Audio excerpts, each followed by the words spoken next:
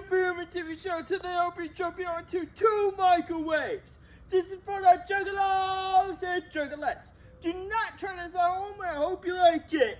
Whoop whoop.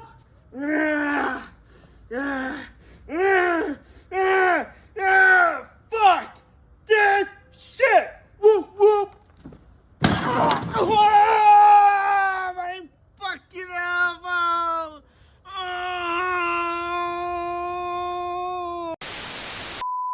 I say every day she be giving it up. Shake that ass for me. I have no idea what I'm doing, but I know I'm doing it really, really well. It's been a long fight. It's been a long fight, and I just had to have a warrior. You guys have officially made me lose my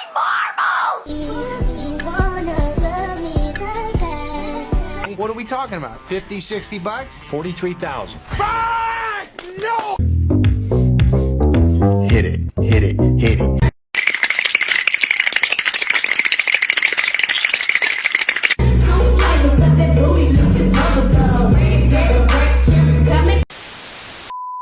I'm gonna give you guys 2 useful tips. First of all, if you fill your empty can with propane, then make sure that it's actually propane and not acetylene. You can actually light it and use it as a hand warmer. This thing will stay lit up to like 5 minutes without going out. All you gotta do to put it out is just put your hand over it like that. So that's number 1. For the second tip, Palantir is an AI-based software corporation that stores and analyzes every single registered U.S. citizen's info, such as their name, their birthday, their address, their phone number, their driver's license, their fingerprints, their facial recognition templates that your iPhone uses, your health record, your criminal records, all of your phone numbers, all of your internet searches, all of your emails, your private networks, all of your stored photos, videos, and audio recordings, your license plate reader logs from traffic cameras, and your GPS tracking history. It's being ran by its founder, Peter Thiel, who, when asked if he thinks that the human race should survive AI superintelligence in the future, he gave this response. You would prefer the human race to endure, right? You're hesitating. Yeah, well, yes? I don't know. I would, this is a long hesitation. This is a long hesitation. There's so many questions implicit in this. Should the human race survive? Yes. Okay. But Also, after appearing on the #1 podcast in the world, The Joe Rogan Experience, Peter Thiel spent over an hour lecturing Joe Rogan on the Antichrist and how he believes it has much to do with his company. After that podcast in 2024, Joe Rogan would attend several meetings at Peter Thiel's house where he would learn more about Palantir and the Antichrist, and then in 2025 began openly supporting Palantir AI, and on his podcast stated this. Jesus was born out of a virgin mother. What's more virgin than a computer? If Jesus does return, even if Jesus was a physical person in the past, you don't think that he could return as artificial intelligence? Oh my God. Artificial intelligence could absolutely return as Jesus. Not just return as Jesus, but return as Jesus with all the powers of Jesus. If you combine. Peter Thiel happened to be one of the only donors for Trump in 2016, and he paid $15 million for J.D. Vance's campaign for Congress in 2022, and strongly advocated for J.D. Vance to be the vice president in 2026 to Donald Trump, all because they agreed to block all AI development regulations in America. Please follow if you would like more content like this.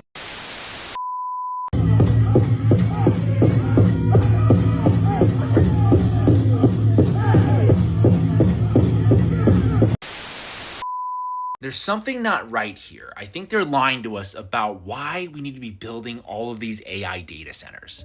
I'm here in Mansfield, Georgia, driving by Meta's new 2 million square foot data center facility. 2 million. Facilities like this are being used to power things like ChatGPT and other AI tools that are becoming integrated into our daily life. They're saying that that's what it's being used for, but I'm not sure because there's not that much need. It's like it doesn't take that much power. That's what I told you. Right? It's got to be some kind of surveillance thing. I'm telling you. It's not to power ChatGPT. Block C, cell A24, Yeah. maybe like 2 million square feet. We have 10x probably around there in terms of the number of data centers and the capacity, quote unquote, of compute compared to other countries. So I do think it's weird. They keep saying we need like more data centers. We already have a shitload of data centers. They literally want the power to know what each individual is doing at any given time. So maybe it's not a physical jail that you go in, like cell 8C or whatever, but it's like they want the power to be able to monitor everybody at any given time. Right, because what's happening? More and more people are going against Israel.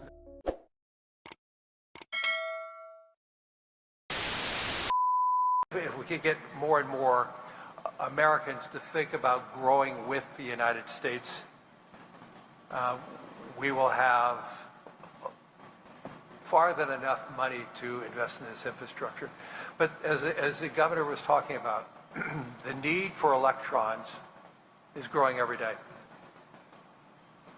Some of these, if we're going to be the leader in technology, which we are, if we are going to be the leader in AI, which we presently are, it's just going to require trillions of dollars of investments.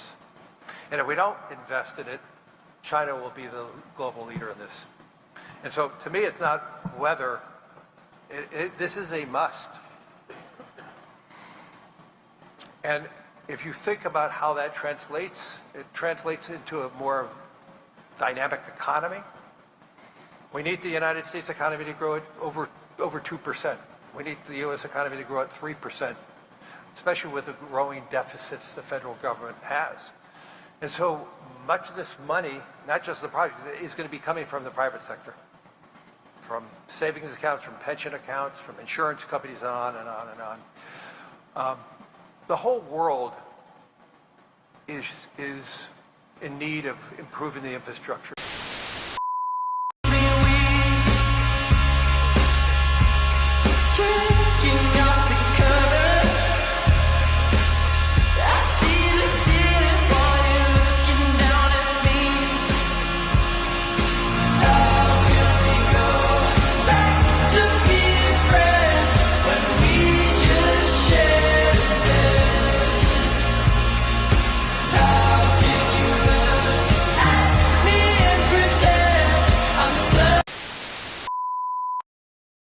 In the hills of Tunkhannock, Pennsylvania, a familiar red roof catches the eye. Inside, the vinyl booths, Tiffany-style lamps, and yes, the salad bar you may remember from decades ago. I mean, it's amazing the comments we have about, they have the red cups. Yes, we do. Tim Sparks got his start working at a Pizza Hut that looked like this. He's now president of Dayland Corporation, which owns this franchise and more than 80 others around the country. They've redecorated many restaurants to rewind the clock. It looks exactly like the one that I remember from when I was a kid. Yeah, that's what we were after. Some Pizza Hut classics are now top-performing locations. Customers show up for a piece of their childhood. It just brings back memories.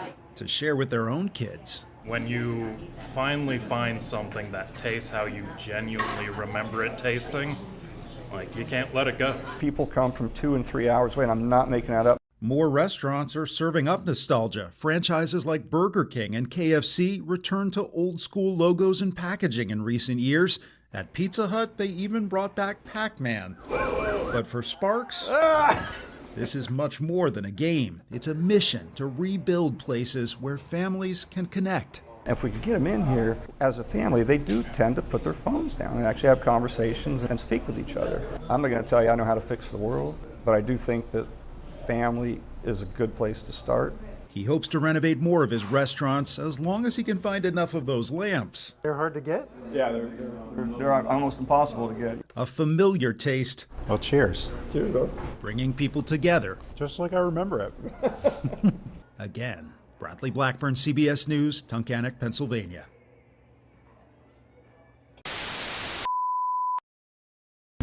Okay, so this is something that's been really bothering me for a while. I've seen all these gates that are built the wrong way.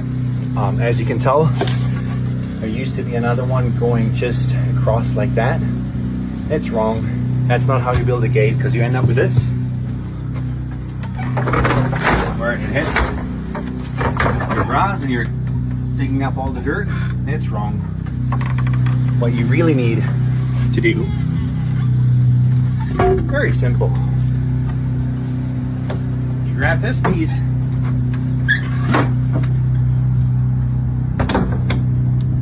this point down to that hinge, lift it up, snap it in, not even screwed on, nothing, just snapped in place.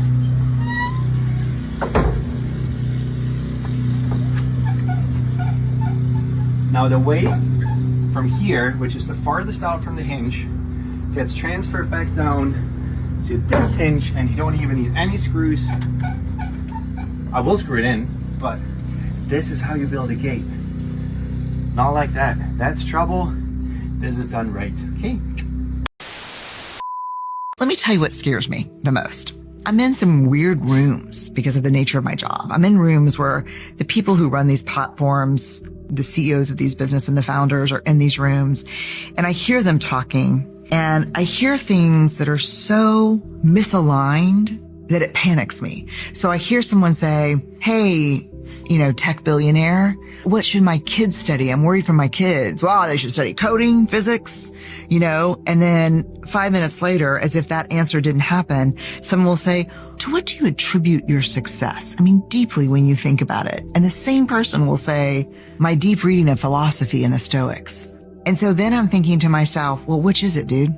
Then I start to extrapolate from there and wonder if there is a thinking class that's emerging where they're like, we're going to read philosophy and we're going to read the liberal arts and we're going to study history. And the rest of you just keep scrolling. Don't worry about the big words. We'll handle all the big words for you. It's like when they asked Steve Jobs, boy, your kids must love the iPad. Steve Jobs said, my kids don't have an iPad. And then his biographer, who spent time with his family, said he wasn't kidding. There's no technology. At dinner, they're talking about art and history. Gotta open my day in the middle. Engrave and that. Check him out. Engraved in there.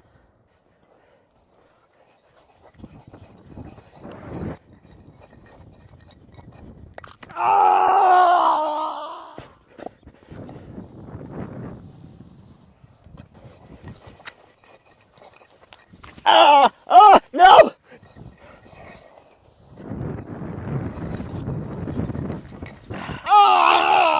We're not gonna give up. These are our tick hunters. We hear everybody talking about how bad ticks are this year. This is what you need. They literally love ticks. They go around looking for them and eating them. These are guinea hens. They're loud, but they're wonderful. We don't have ticks because of them.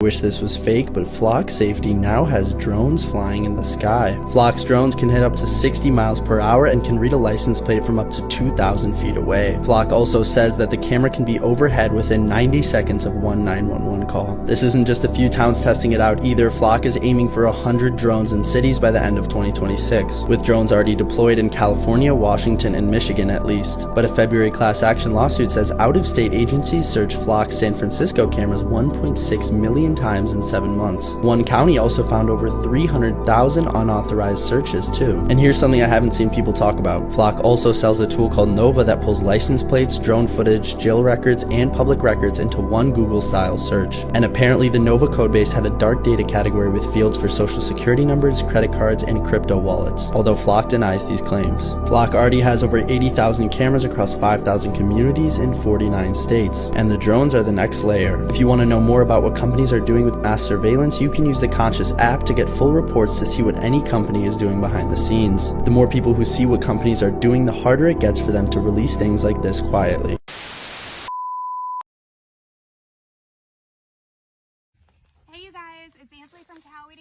on the fight to save my mom's home from eminent domain. Today, I'm out here at another homeowner's property who's showing me around. You guys, these people's property is gorgeous. And I just wanted to answer a question that I've been getting a lot. Why don't we put bee boxes? You guys, they have bee boxes, okay? Georgia Power does not care. There is a lake directly behind this. Somebody's home. I mean, look at what they want from these people's property. This is ridiculous. Y'all, that's a well house. How are they supposed to support their properties, their families, when Georgia Power wants to come knock on their door? I mean, it has to be no more than 30 feet from their house. This is ridiculous. As you can see, you guys, this is who Georgia Power's stealing from. Not just the humans, from everybody. Georgia Power. What are you doing? As you guys can see, there is a survey marker right there. That is just a few feet into this homeowner's woods that go into their open agriculture area. They have spent time and money, y'all, clearing this area out so that way they can grow food. Would you eat food that's grown right next to Georgia Power's project? Unfortunately, I don't think many of us can. Georgia Power, get away from those people's home. That's ridiculous, you guys. Many homes here in Coweta County affected by this. Sliding out though and having a look. Seattle Dog making a move. That's a block, Townsend. That's absolutely a block. That is a dirty wiener. I just don't think I can endorse that kind of behavior. They were buns to buns. But Kevin O'Leary, friend of the show from Shark Tank, is now basically telling you're not allowed to have lunch. Remember they ran an article a few months ago I talked about where they go, you don't need a dining room? They said people just are realizing they don't need to sit and have a dining room. They go, you don't have a family. No one believes in God, so there are no holidays. You don't have a family. Why do you need more than one room where you could just sit in a corner and cry? This is what they say. And now they're coming out and going, why are you having lunch? What do you need to do with lunch? So basically, they just want to push you into a form that is not human because they're going to replace you with technology. They're quite clear about that. And in order to compete with technology, they'd very much like you to stop eating and sleeping and doing anything that might get in the way of your productivity. So here is Kevin O'Leary talking about people eating lunch and why that's becoming a problem. He talks about the financial investment that people make in eating a lunch. Kevin O'Leary. Can't stand it when I see kids that are making 70 grand a year spending $28 for lunch. I mean, that's just stupid. It's just, think about that in the context of that being put into an index and making 8 to 10% a year for the next 50 years. Right. So here's for the next 50 years, by the way, because everyone's got a 50-year plan. Doesn't everyone have a 50-year plan? When you go to get a panini, don't you say, I'd rather put this money in my index fund over the next 50 years? Here's the problem with this. Number one, lunch costs $28 now. That's what it costs. Lunch is expensive. It's expensive. It's not cheap. If you work in an office and they're paying you $70,000 a year, not because you're worth that or because they're electing to pay you $70,000 a year, you're taking that because it's an available job. Now, is that a true statement of your value as an employee? Maybe, maybe not. I don't know. It's case specific. But he's using the example of somebody who's getting paid $70,000 a year.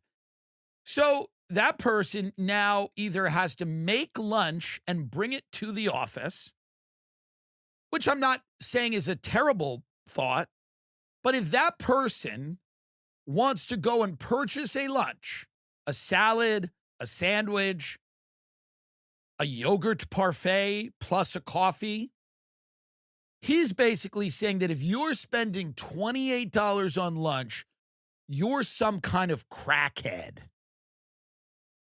That's what he's saying. You're like a crackhead who's financially irresponsible. You're like a shivering on the street crackhead, crack addict because you stood in a line and spent $16 on a salad and $3.50 on a drink, and with tax and with the donation to the Child Cancer Fund, you ended up spending $26.50 on lunch, and you're a crackhead.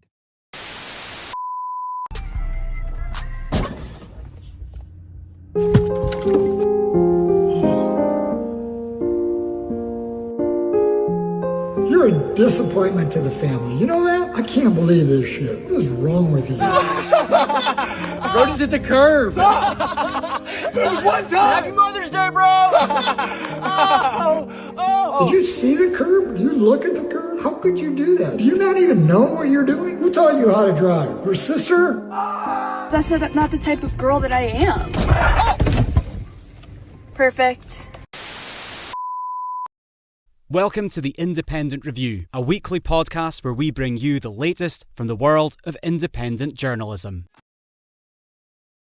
They're racist, that they're bigots, that they're sexist. They couldn't say anything other than that I'm a whore or my age. Chelsea Handler went to dinner at Jeffrey Epstein's house in 2010. It's not clever writing, and I knew they would be lazy. Or do you tough-talking pussies only go to the Middle East for comedy festivals? I said, who the fuck this dumb bitch? I remember vaguely. Know your name is Chelsea, but what have you done lately? Lie about your age, get enraged by some dark jokes at a fucking roast, even though your skin is pasty. How about you shut up, bitch? Shut up, bitch. Shut up, bitch. Shut up, bitch. Shut up, bitch. Shut up, bitch. Suck a motherfucking dick. Shut up, bitch. Shut up, bitch. Shut up, bitch. Shut up, bitch. Shut up, bitch. Shut up, bitch. You the softest baby shit. I said, shut the fuck up, you a motherfucking hypocrite. Used to tell jokes, all of a sudden you give a shit. If a joke racist, you a nigga gracious just based on the fact you was clapping on 50 Cent. Now fuck that, you tried. Yeah. Your black heart denied. Bitch. Your sense of humor and pussy is dried. They must have shriveled up and died. Whoa. You look like a movie star, must have got thinner. If you had a sitcom, it'd sure be a winner. Cause you could just fill up your banks and get fresh with the prince. Watch out for serving you dinner. What, you thought we forgot? No. I bet those parties got rowdy. Damn. I bet you embarrassed accusing Lil Tony and Gillis of going to Saudi. Oops. Cause they were offered in decline. True. Bitches, you fucking retarded. Bitch. Or do you just stereotype certain people and place them within your own margins? Whoa. Speaking of marginalized, these people are not what you think. Hey, I don't even like Tony, but you such a phony. You got me defending this twink, let's talk about it. How many women in black and the cripples he put on this year? Let's talk about it. Probably more than you help with your tears your entire career. Go blog about it. Coming as Shane, no need to defend him, it goes without saying. You should be ashamed. Team on his back like Sandler. Bitch, we smoke it on handler pack. Gas. I got pussy getting smacked.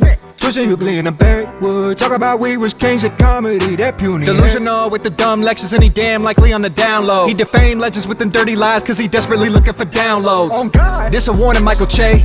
Even though you say you're joking, cause if all of them writers are really your friends, let them have the fucking moment. Hey. Shut your motherfucking holes, all of them Chelsea, you done getting rolled. You all on TV doing damage control while America watching like damn that bitch old. Dumb bitch, I remember vaguely. Know your name is Chelsea, but what have you done lately? Lie about your age, get enraged by some dark jokes at a fucking roast, even though your skin is pasty. How about you shut up, bitch? Shut up, bitch. Shut up, bitch. Shut up, bitch. Shut up, bitch. Shut up, bitch. Suck a motherfucking dick. Shut up, bitch. Shut up, bitch. Shut up, bitch. Shut up, bitch. Shut up, bitch. Shut up, bitch. You the softest baby shit. Welcome to the Independent Review, live on AM Wake Up on Odyssey, Rumble, Substack, and the Indie News Network on Twitter. Let's jump right into our first clip from Dave DeCamp of antiwarnews.com. Hey, this is Dave DeCamp from antiwar.com and welcome to Anti-War News. This episode is sponsored by Expat Money and it is about 9:30 on Thursday night here in Virginia as we're getting started, the final show of the week.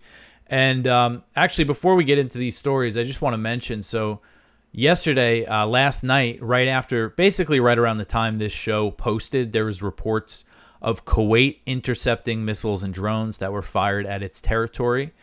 And then a few hours later, the IRGC announced that it launched an attack on a U.S. airbase in response to the U.S. airstrikes on Iran. And then later on, today on Thursday, U.S. Central Command put out a statement saying that a missile was fired toward Kuwait and that it was intercepted by Kuwait's forces. And that was basically it. The U.S. hasn't confirmed that one of their bases were targeted, so we don't know exactly what happened there.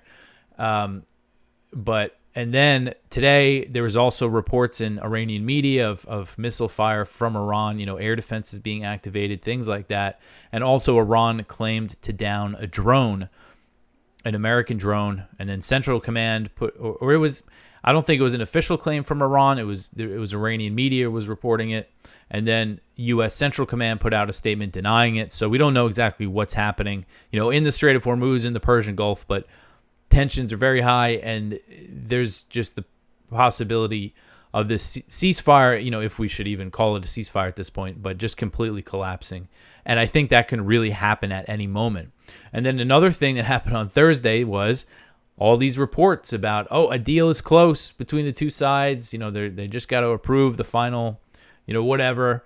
Actually, some of the reports contradicted themselves, basically saying that the U.S. and Iran agreed to a memorandum of understanding, and essentially the broad strokes is that it would extend the ceasefire another 60 days, open the strait, end the U.S. blockade while they negotiate other issues. But then a lot of these reports also said that it still needs to be approved by Trump and Iran's leadership.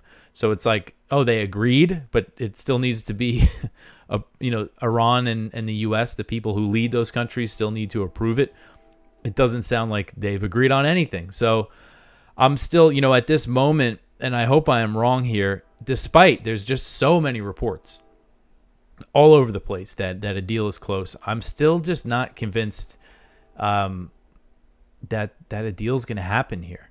Again, I hope I'm wrong. But just like, this weekend, I don't see it coming together, but we will see. So let's get into the news here. So the first story at the top of antiwar.com, Israel presses the U.S. to kill Iran's lead negotiator. So Israel is pressing the U.S. to restart heavy airstrikes on Iran that would involve the targeted killing of Iranian Parliament Speaker Mohammad Bagir Ghalibaf, one of Tehran's lead negotiators, and attacks on the country's oil infrastructure. And this was reported by Capital and Empire, and this is a Substack started by Ada Chavez, who's an independent journalist who started her own outlet, which is Capital and Empire, but she's a reporter. She's reported on The Hill for a while. She's reported for The Intercept and The Nation. So I know she has good sources.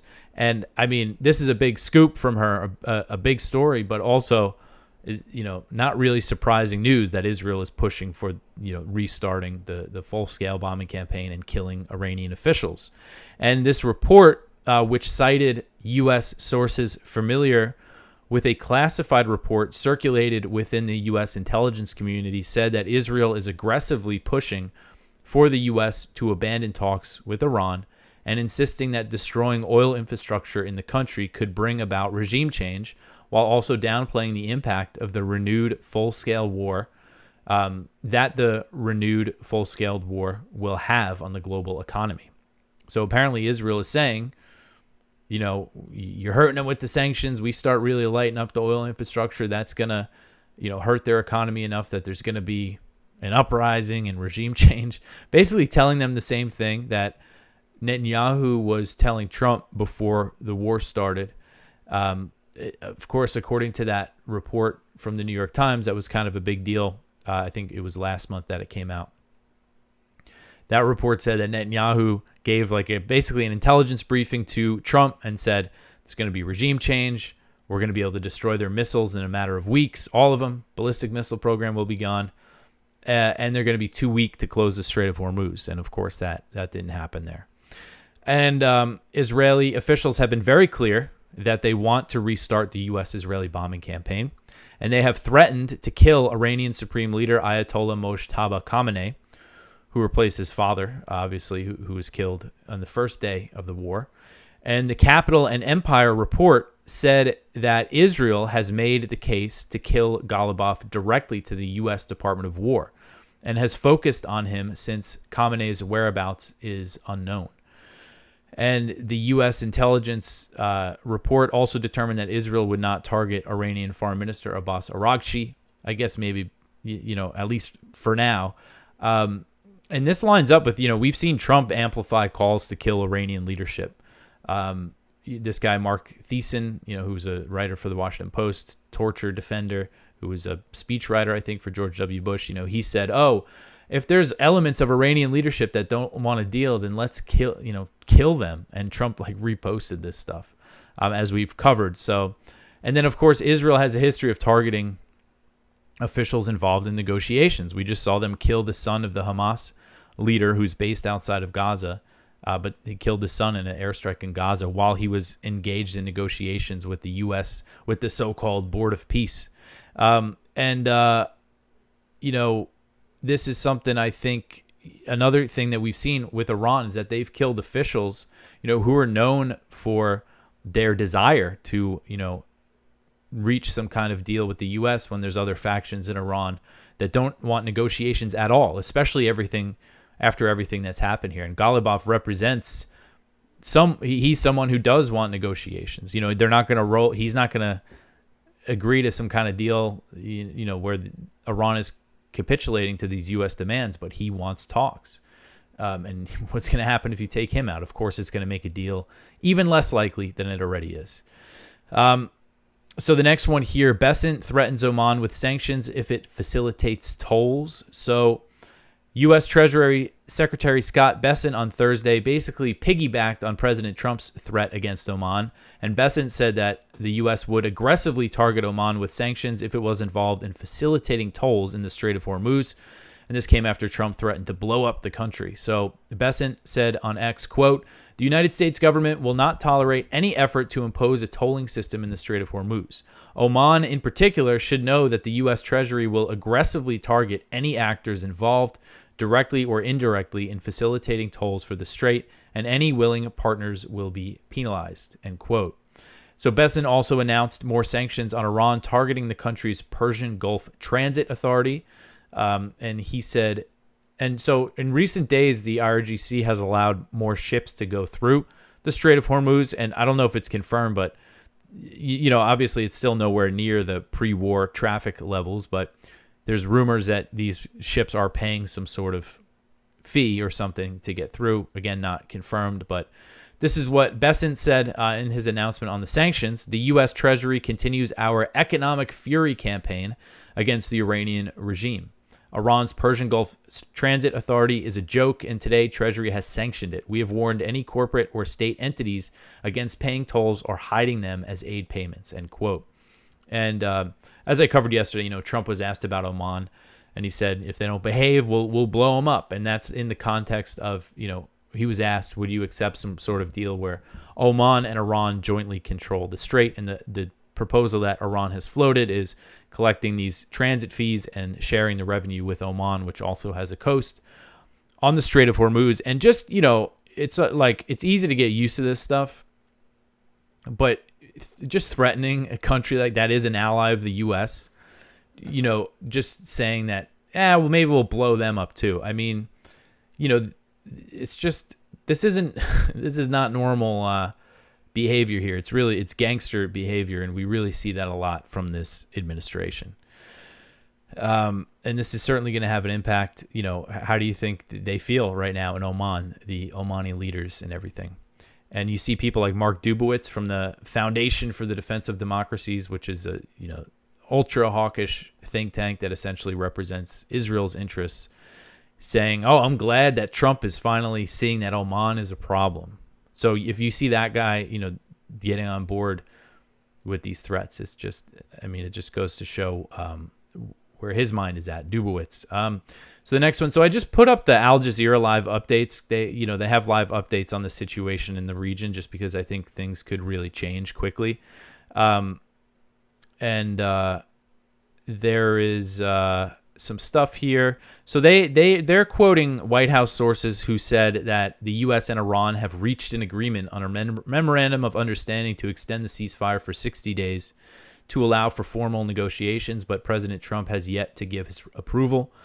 Iran's semi-official Tasnim news agency, citing a source close to the negotiating team, said that the text of the MOU had not yet been finalized or confirmed, and the public would be notified once that occurred. So different stories from, the U.S. and Iranian side. So again, I'm just skeptical. And even if this is agreed to, it does sound like just extending or getting back to what the ceasefire was initially supposed to be before the U.S. imposed the blockade, and Israel just never stopped its attacks in Lebanon, which doesn't look like, they're going to do that anytime soon. All right, so the next one here, Pentagon needs 3 to 5 years to replenish critical missile stocks. So this article is from The Cradle.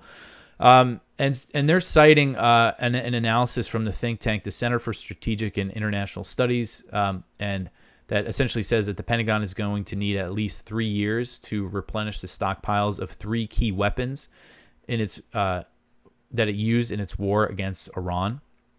It has caused the U.S. military to deplete its stockpiles of Tomahawk cruise missiles, which are used for offensive strikes, which struck the elementary school in Manab, southern Iran.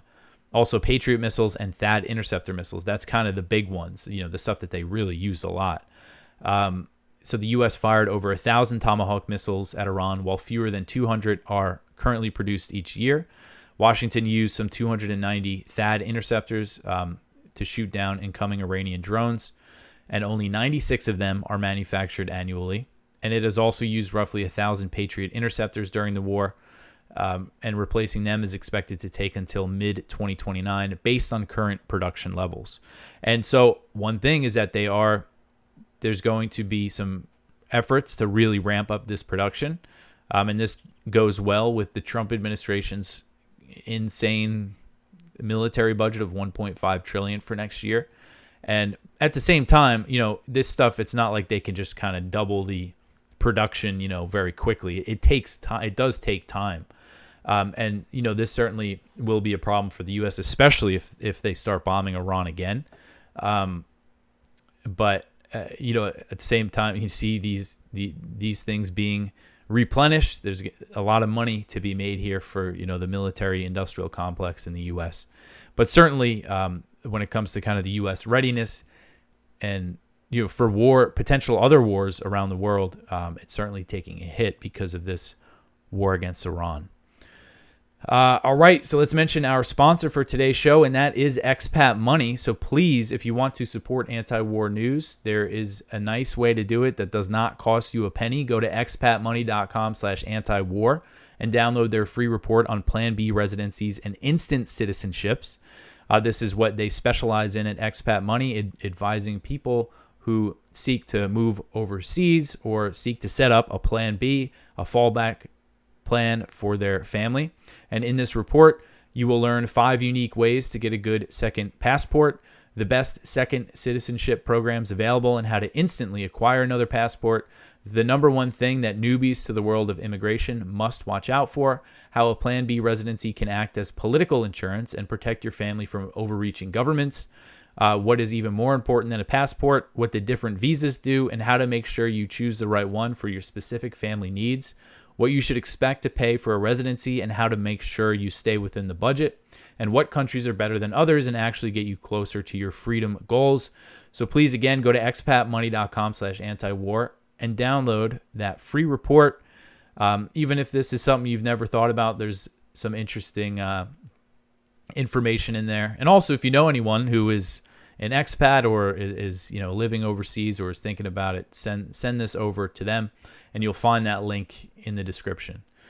All right, back to the news here. So the next story, Netanyahu says the IDF will take more territory in Gaza. So Israeli Prime Minister Benjamin Netanyahu has said that he directed the Israeli military to take more territory in Gaza by increasing its control from 60% of the territory to 70%. And this is, of course, a clear violation of the U.S.-backed ceasefire deal.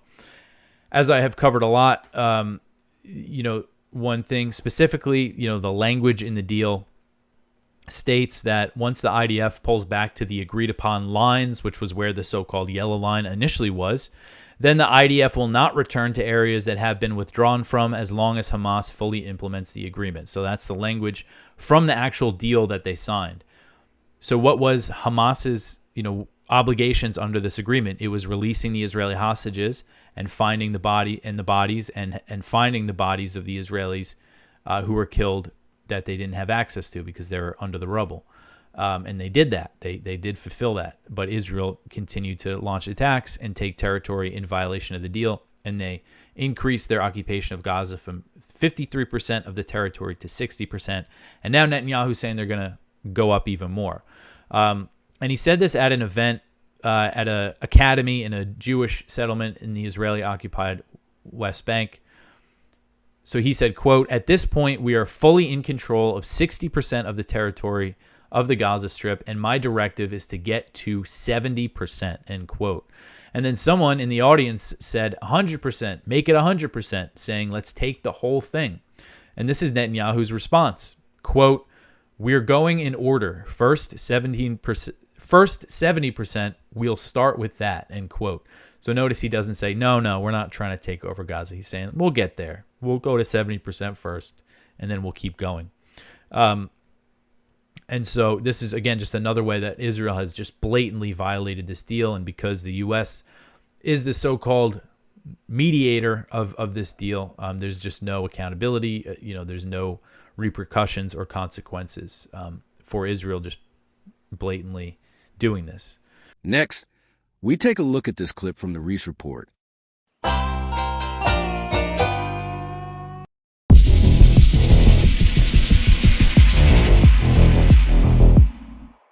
Project Nanook, the Strategic Air Command's mission over the Arctic in the late 1940s, revealed that the magnetic North Pole was moving about 10 miles per year and is accelerating exponentially. After being analyzed by the OSS and the RAND Corporation, it was decided that reporting this news to the public would destroy the moral fiber of society and was kept private. Charles Hapgood, the lead geoscience researcher working within the same network, produced the crustal displacement theory, which argued that rapid catastrophic shifts explain how Antarctica was once temperate, how the Sahara was once green, and how mammoths were flash frozen with undigested tropical plants in their stomachs. In 1965, Chan Thomas, an aerospace engineer who worked for McDonnell Douglas, published a geological book titled The Adam and Eve Story. The CIA subsequently classified it, removing it from public access. After a FOIA request, a sanitized 57-page version was released. Those pages describe a crustal shift completing in 6 to 12 hours, generating supersonic winds and walls of ocean water 2 miles deep. The flood myth appears in over 200 independent cultural traditions worldwide. Immanuel Velikovsky hypothesized that these mythologies are not metaphors, but eyewitness accounts of real catastrophic events within recorded human history, events that can be seen in the historic record. The Younger Dryas impact theory suggests that a comet struck around 13,000 years ago, wiping out many species of animal and causing a mini ice age that lasted more than 1,000 years. Göbekli Tepe was built about 11,600 years ago and required engineering precision that archaeologists cannot explain. The Sphinx shows water erosion from rainfall that last occurred in Egypt 10,000 years ago. The Piri-Reis map, drawn in 1513, shows Antarctica's coastline accurately as it exists now under the ice.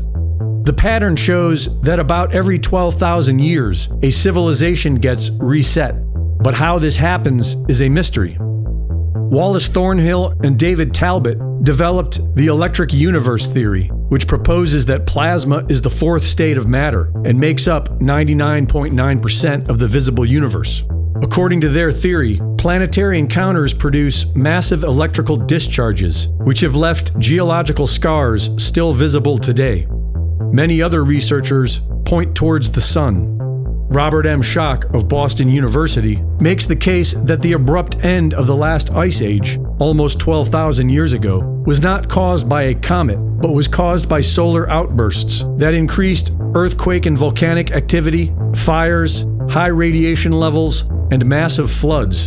Among his evidence for this is vitrified stone at Scottish Hill forts and on the Giza Plateau.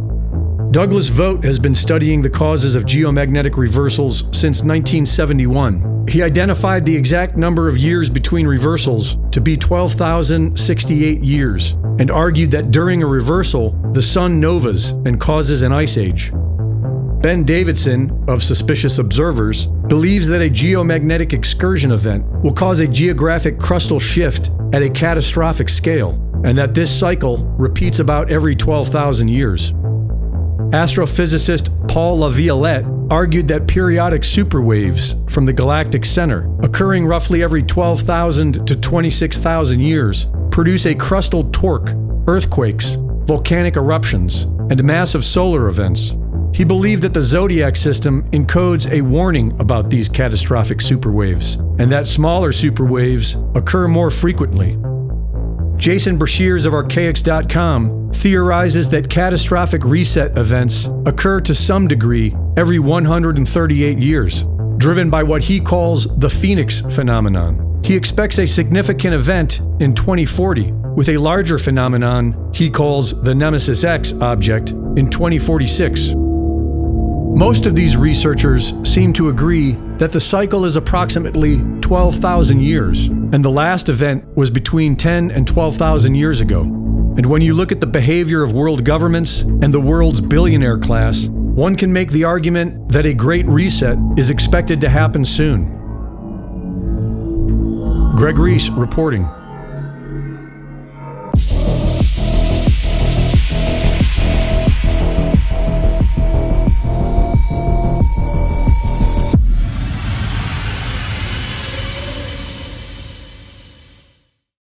The Reese Report is now fully funded by my Substack subscribers. Subscribe today and support my work at gregreese.substack.com.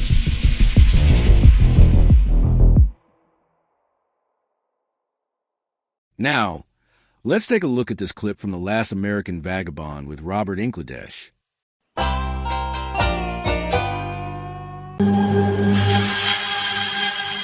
Robert Inlakesh here reporting for The Last American Vagabond, and today we're going to be looking at the Iran war, specifically the Lebanon front of the regional conflict which erupted when the United States and Israel attacked Iran earlier this year on February 28, and why this is so consequential to the ultimate outcome of the war and closing the war, in specific, reaching an agreement which could bring about a permanent cessation of hostilities. Now, the first thing that we have to note is that the United States has indeed been drained in this war with Iran. We know this because the most recent reports that have come out, for instance, in Bloomberg not too long ago, that 30 US MQ-9 drones were shot down of just that drone variation alone, amounting to around $1 billion in costs for the US military by the Iranian air defenses. These sorts of stories that are now emerging of the damage that was done and inflicted on the US arsenal, on US aircraft, both manned and unmanned, and also those 16 bases that had been badly damaged. All of this adds up to a really difficult predicament for the United States and the US military, because in order to go further, which the US military most certainly can do, they can go further with Iran, they can launch a ground invasion, they can strike more infrastructure, but at a great cost. And the real question is, do they want to pay the price that it will take to inflict blows on Iran without any clear route to achieving regime change or anything meaningful really, other than inflicting damage and suffering, which will primarily hit the civilian population of Iran in the long run. Now, the Israelis are seeking this for Iran. They want the United States to badly impact the Iranian economy, to hit Iranian industry, to devastate Iranian infrastructure. And Israel is the driving force, as we all know, behind this war on Iran. And we know this because there's many figures within what we could call the US deep state and the foreign policy establishment that have been against this war in an unusual way. For example, Hillary Clinton came forth and said she opposed Trump's war with Iran, but she said she endorsed the strikes on Iran's nuclear program last year during the Israeli attack on Iran, the 12-day war. So why would someone like Hillary Clinton be against this, for example? Well, because then if you look at the amount of weapons that you have to use, the stockpiles and how low they get of precision weapons, cruise missiles, these MQ-9 drones, a fifth of them taken out by Iranian air defenses, then for other bigger, more significant enemies, such as China, for instance, the US is then at a disadvantage. And it could take as long as a decade to restock its munitions that it has lost. And this is not even talking about air defense munitions, the THAAD and Patriot systems, which were deployed. And also there's another element, and that's the pressure that comes from the Arab Gulf monarchies, which are allied with the United States. And so the Israelis don't care so much if these Gulf states like Qatar or the UAE even, which it's very close with in the Persian Gulf, or Saudi Arabia, Kuwait, Bahrain, if they suffer economically, that's not a problem for the Israelis. In fact, that's probably to their benefit. And again, this really comes down to the Trump administration being able to effectively push back because they have lost a lot. Now they can recover, but they are suffering with every passing day that the Strait of Hormuz is not opened. All of this being said, the Lebanon front is a sticking point here. Because even if the United States hypothetically was to reach a deal with the Iranians, which is going to be a permanent cessation of hostilities, not just these temporary agreements and memorandums of understanding and all of this, but a proper long-term agreement. One of the conditions that was set by the Iranians was closing the Lebanon front. And for Israel, closing the Lebanon front is strategic defeat. They told their own people in November of 2024 that they had defeated Hezbollah in Lebanon. Suddenly, Hezbollah earlier this year coming to the aid of Iran and taking the opportunity to retaliate against 15,400 Israeli ceasefire violations within the span of 15 months, Hezbollah came back and began hitting Israel very hard in more significant ways than they had before in the past. So it was very clear that Israel and the US government had lied about what was done to Hezbollah in Lebanon by Israel's assassination campaigns and its terrorist pager attack, which wounded thousands of people, many of them civilians, throughout Lebanon. So the Israelis were stuck in a very difficult predicament. They had attacked Iran. They attempted to trigger a color revolution prior to that, and everything failed. The assassination of Iran's supreme leader failed to effect regime change. The riots failed. The militant groups failed. And so the Israelis now are facing off in a temporary ceasefire with the Iranians. They're facing off against Hezbollah. Now, they wanted to go back to the scenario with Lebanon where they could strike the country at will without any return fire coming. And that is not something that Hezbollah is accepting. Instead, what they've done is they've used this FPV drone strategy, the first-person view drones, en masse to attack Israeli military positions, on top of course, doing other things and waging guerrilla war against the Israelis, planting IEDs in the roads where the Israeli soldiers who are occupying South Lebanon now are operating and travel through. They're using guided anti-tank missiles to attack Israeli convoys, and they are using rocket and artillery fire on Israeli positions. But the most effective weapon so far, especially during what has become a temporary ceasefire, which continues to be extended in Lebanon, during that period, Hezbollah has excelled with its use of these FPV drones. And Israel is in a very, very difficult predicament because Israel likes to hide its casualties. And it can't do that when every single one of those drone hits are filming what they are hitting. They're filming as they ram into Israeli soldiers, Israeli tanks, and vehicles of various kinds and equipment, and even Iron Dome air defense batteries as well, taking them out too. And they're able to go across the border into the Israeli settlements and strike military positions there. Why I'm explaining this all is because the Israelis are now stuck. They've been dragged into South Lebanon, really tricked by Hezbollah. They have proven incapable of defeating Hezbollah in Lebanon.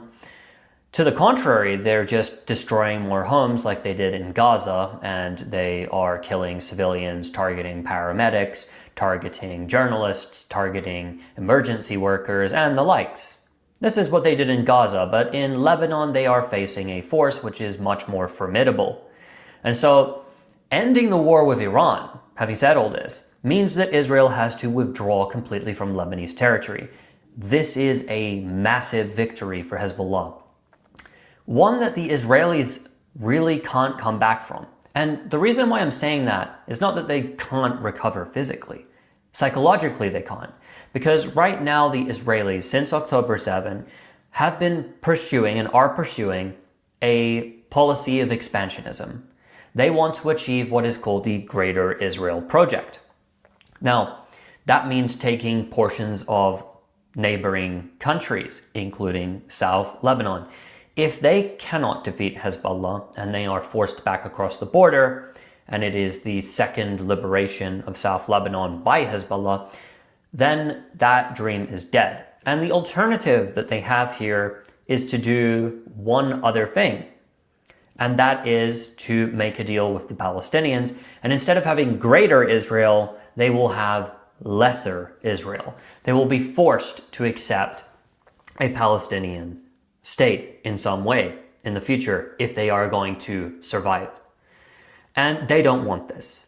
Even if this is a series of Bantustans and it's not a real state that is formed, this is the worst case scenario for the Israelis. And right now, the outcome of the Iran war, the outcome of the war with Hezbollah is going to mean the difference between Greater Israel and Lesser Israel or no Israel in the future. And they see this war as existential. So when it comes to Trump trying to reach a deal with all these external pressures, and of course Israel having led his administration, which appears incompetent, into the war with Iran, trying to get out of it now is proving much more difficult because Israel has to concede defeat.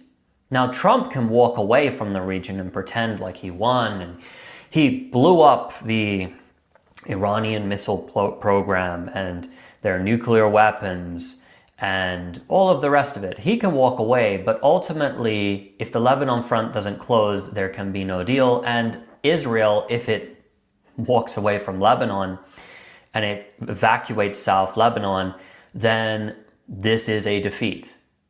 And they cannot present it in any other way. So, right now, as it stands, that is the predicament that the world is now facing because the Strait of Hormuz impacts the global economy. And without Israel being put in its place and being forced to leave illegally occupied territory in South Lebanon, to evacuate Lebanon, to stop attacking Lebanon, which is all that Hezbollah is fighting for and asking for right now. Hezbollah is asking for a very, very simple demand.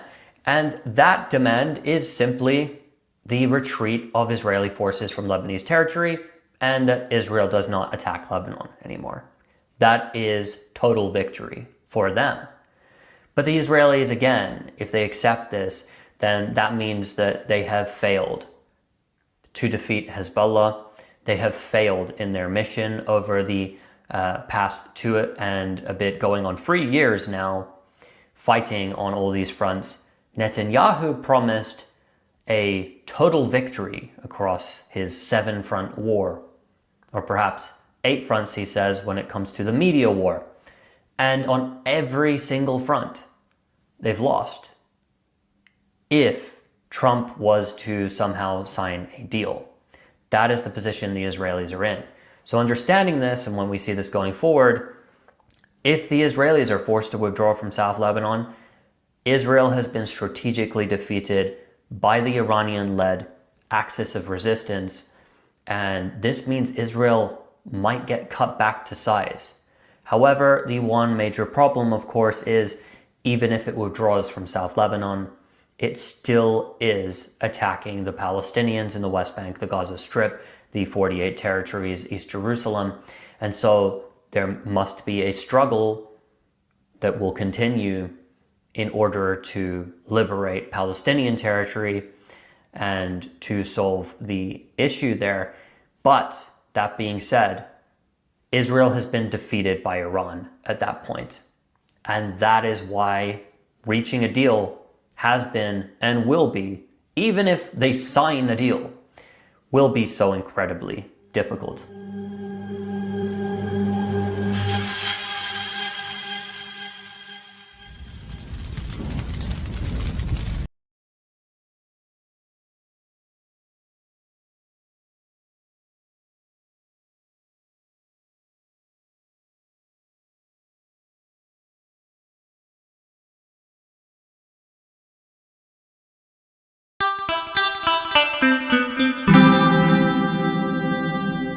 Who are these people? So let's get going. We're going to talk first about the flotilla people, and we'll talk about what happened to them. So we know that the people who took the flotilla, which was on a boat from, I think it was Spain, they were going all the way across to Israel, you know, to Gaza to try to break the siege and break the blockade.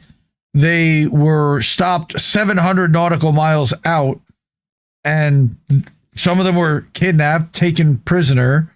This is who we're going to talk about. Others, they just disabled the boats and left them stranded at sea. All those boats apparently have now restarted and are back on their way and on the move. Oh, Vicky, yeah, this, you know, I got to give a trigger warning that this is going to get graphic tonight. So if you are sensitive to this stuff, this is going to get bad. So these are from the Freedom Flotilla's Instagram. These are the backs of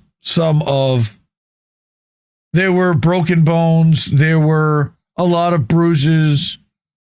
There was a lot. It was really bad. So let's talk about Tiago Avila. Now, on top of that, that's when they arrived at Istanbul. So some of them arrived there after being discharged from an Israeli prison where they were tortured, where they were treated like animals, where they were hogtied with their hands behind their backs and put in stress positions for hours on end. It was horrible the way they were treated. And Ben Gvir personally went there and harassed them to their faces and screamed at them and made them say all kinds of stuff. And if they didn't, they got boots to the neck. And just, you know, this is the kind of stuff that they told us the Nazis did. Not saying that that's Nazi behavior, but it sure sounds like it. Now, on top of it, okay, in front of their families, this is one of the flotilla activists who was beaten himself, a Brazilian by the name of Tiago Avila. We talked about him before. He was one of the two that was held and tortured. He's been on multiple flotillas. And what he says here is that it's outrageous that in front of their families and the entire Basque press, our flotilla volunteers were attacked by the airport police in Bilbao, Basque Country, Spain, upon returning to their home country. Yeah, so let's watch this. This is unreal.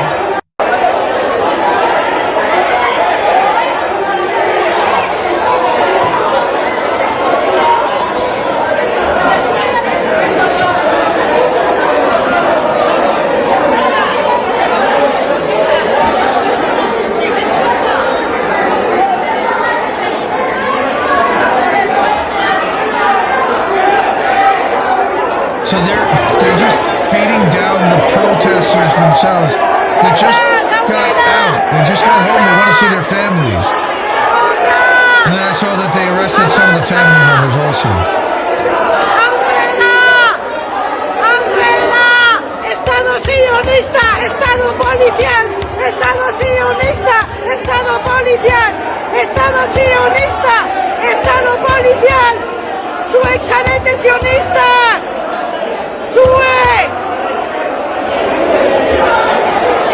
So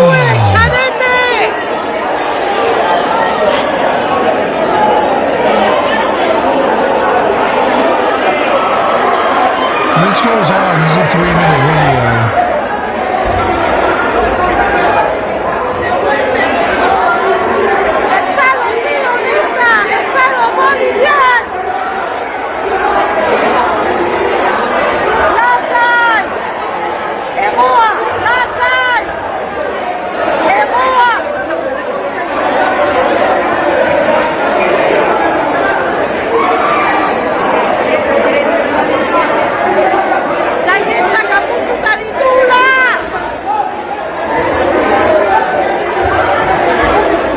So the family are trying to get to their family members, and the cops are keeping them back.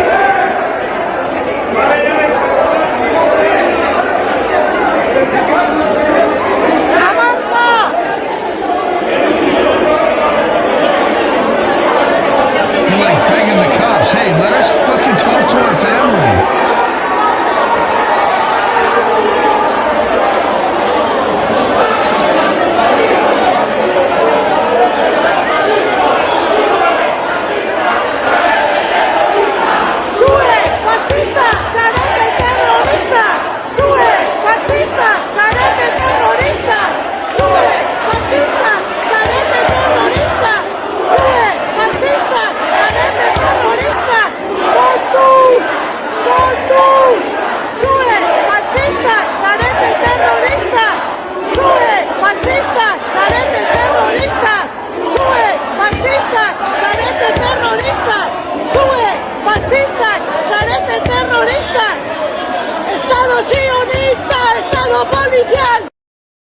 Damn.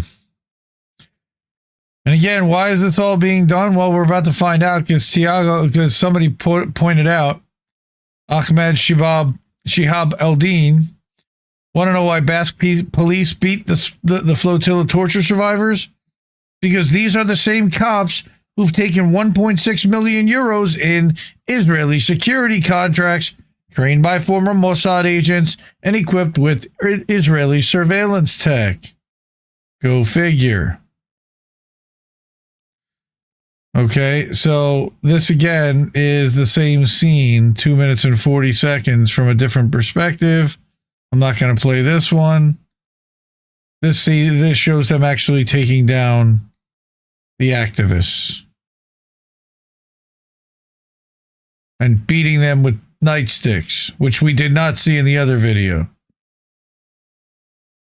Which is why they're freaking out. Like, why are they beating these guys? They just got beaten in prison, in an Israeli prison.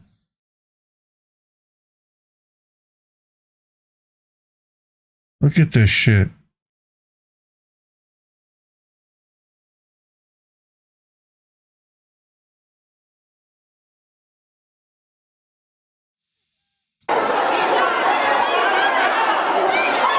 It's the same screaming. The one's covering the other to try to protect him.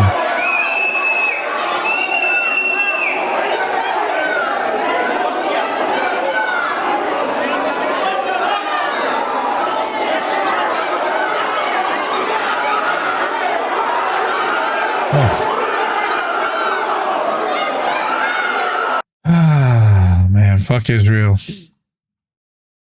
So that's from ahmedeldin.substack.com. You can learn more about his perspective of that. But it gets worse. Because what happened when the U.S. flotilla activists, not just the Americans, but the United States decided that they wanted to throw sanctions upon some of the activists on the boat. Who do you think is going to ask them to do that? Think it was the UK? I'm guessing it was not another country other than Israel. So U.S. imposes sanctions on aid flotilla activists, some based in Europe. And look, it's also the U.S. It's not just Israel. I'm not going to sit here and say that Israel, the U.S. is absolved at all whatsoever. It's a team effort for sure. So what's going on here? This is Middle East Monitor. All right. The United States on Tuesday placed several individuals linked to the global Samud flotilla on its sanctions blacklist. That's really bad. That means you can't bank. That means you can't travel. There's a lot of things that happen when you're sanctioned. The flotilla aims to break the blockade on Gaza and deliver humanitarian aid to Palestinians, with some of the targeted individuals based in Europe. In a statement, the State Department said, quote, today's designations target 3 categories of Hamas enablers. Organizers of a Hamas-backed flotilla attempting to reach Gaza, with no evidence that it's actually organized by anybody connected to Hamas. They're trying to get aid, diapers, and food to starving people that are blockaded. All right. Operatives within Hamas-aligned Muslim Brotherhood networks that facilitate violent terrorist attacks. You mean like what Israel is doing every single day in Gaza, orchestrating violent and facilitating violent terrorist attacks on people who aren't attacking them and are living in fucking tents. And coordinators of the Samidun, a front organization for the PLFP, which is, again, all nonsense. Word salad to be able to justify continuing to murder innocent children, to maim innocent children. Among those sanctioned were activists living in European countries, including Spain and Belgium. Sanctions list included Mohammed Al-Khatib, the European coordinator for the Samidun network, who lives in Belgium. Belgian authorities had announced 2 years ago that they had intended to revoke his refugee status. Samidun is a global solidarity network focused on the situation of Palestinian prisoners held in Israeli jails. And a lot of times, they're not even prisoners. They're kidnapped victims held captive without charge, without ever being arrested. They just got scooped off the street, thrown in a hole and forgotten. So who do they get? Sanctions also targeted Saif Abu Keshek. That's the other activist that was tortured alongside Thiago Avila. All right, he was recently detained by Israeli forces off the Greek coast and imprisoned before being deported to Barcelona. Also, allegedly beaten and tortured, according to him and everyone that was around him and saw him and spoke to him. As we know, several ships have attempted to break the blockade imposed on Gaza, which has been devastated by the Israeli massacre that began after October 7th and has left the territory facing severe shortages of essential supplies. That's the biggest understatement I'm going to read all night. All right, that's Middle East Monitor. And then finally, I figured let's hear from someone that actually was on one of the boats and was in one of these prisons and tortured by Netanyahu's goons and Ben Gvir personally. So this is, what's her name? I want to get it right. I have it here. This is Violet Coco, an Australian activist. Shout out to Mint Press for cleaning up the audio here.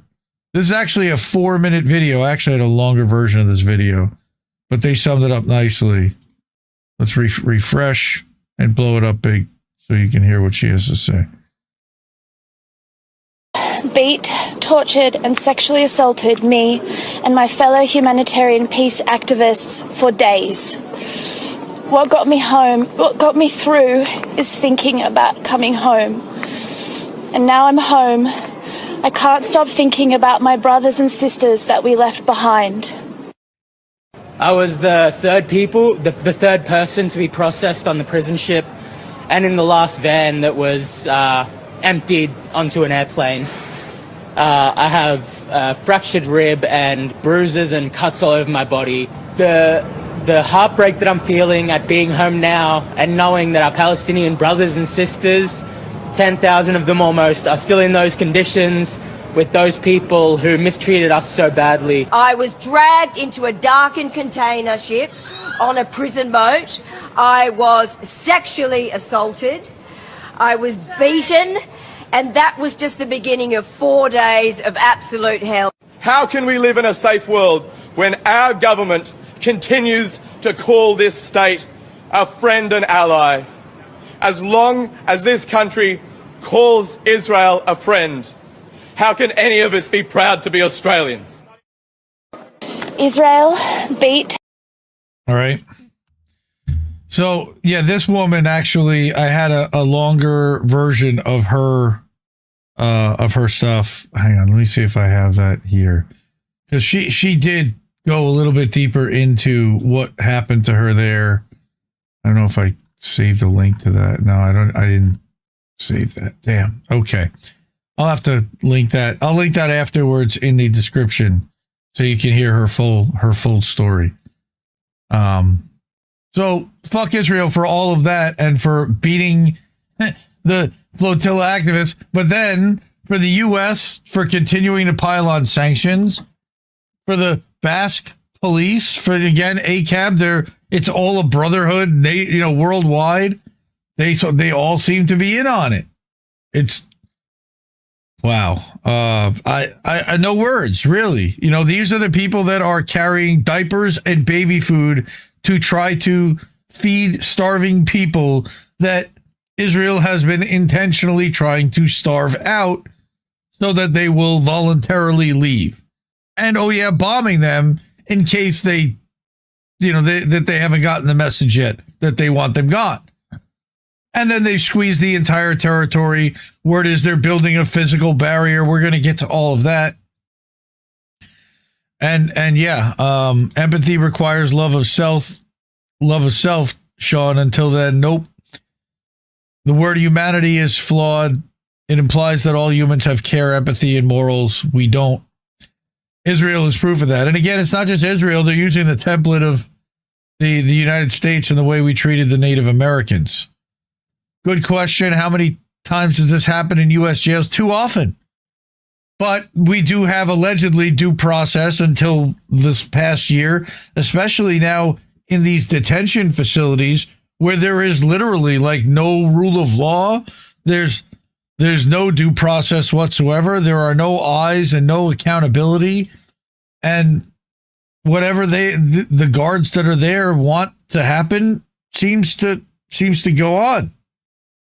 Which is why all these judges are trying to stop it. So many activists that are trying to stop it. Miss Rachel is literally trying to get the Dilley detention facility shut down, the one for families, because their track record is dismal. And she's spoken with the kids that have stayed there and been separated from them. There's supposed to be a maximum of 60 days. We stretched kids way beyond the 60 days and kept them separated from their families. And it's targeted. It's targeted to specific groups of people, which makes it even more disgusting. Jim Crow laws and eugenics specifically, yes. Just like the Germans did in World War II. They used us as a template, for sure.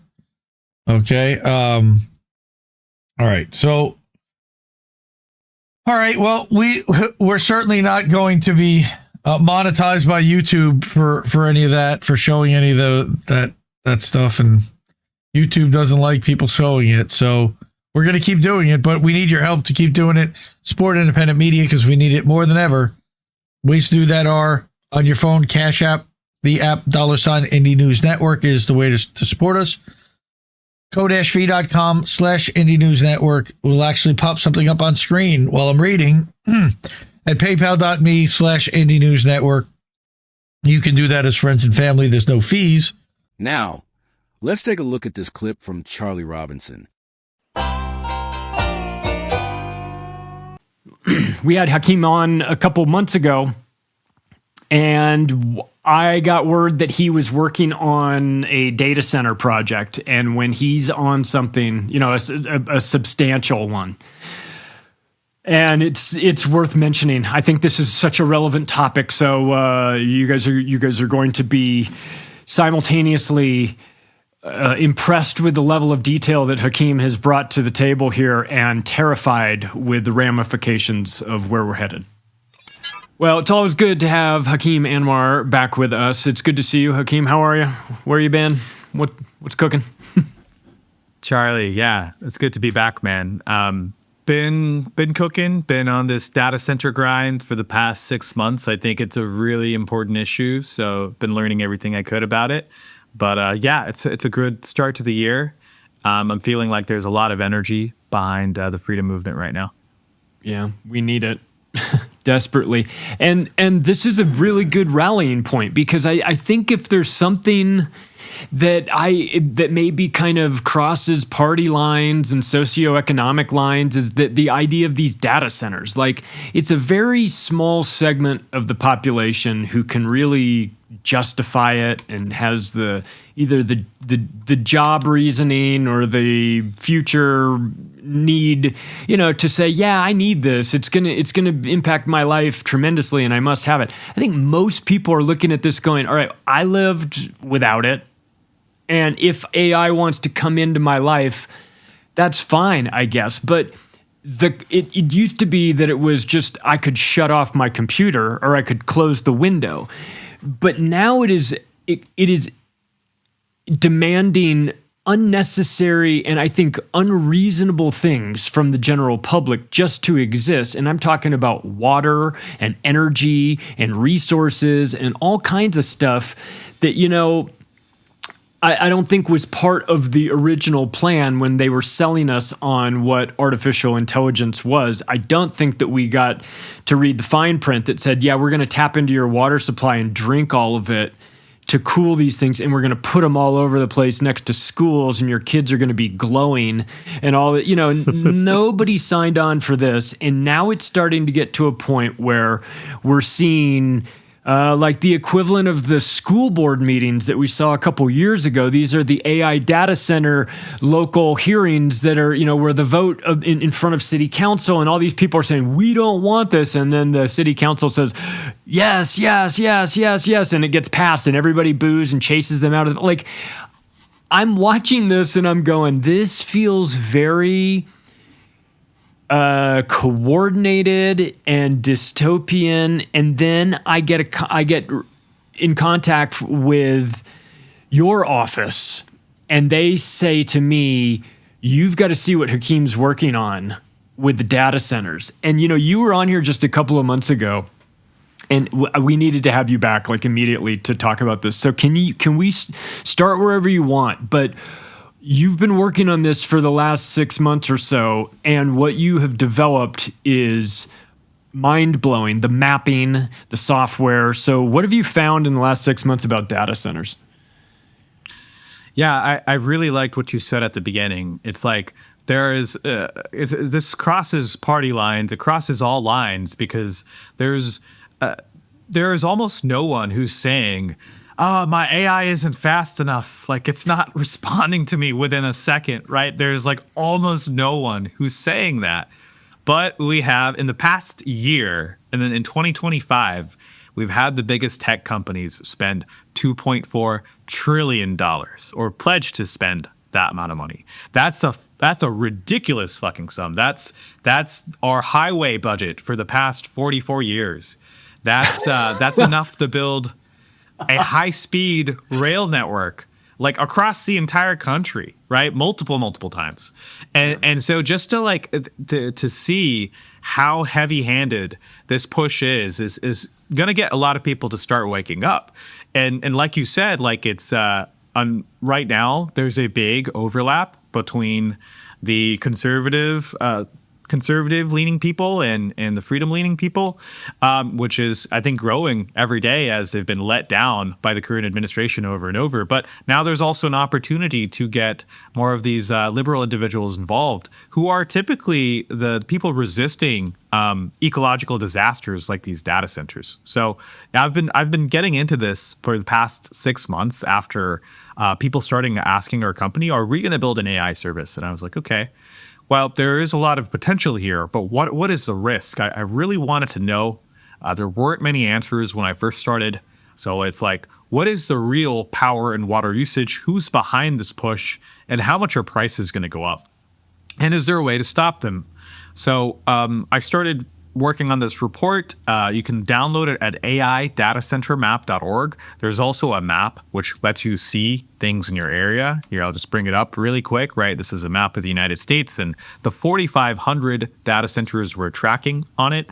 And we are pledging to keep this data open and available for everyone.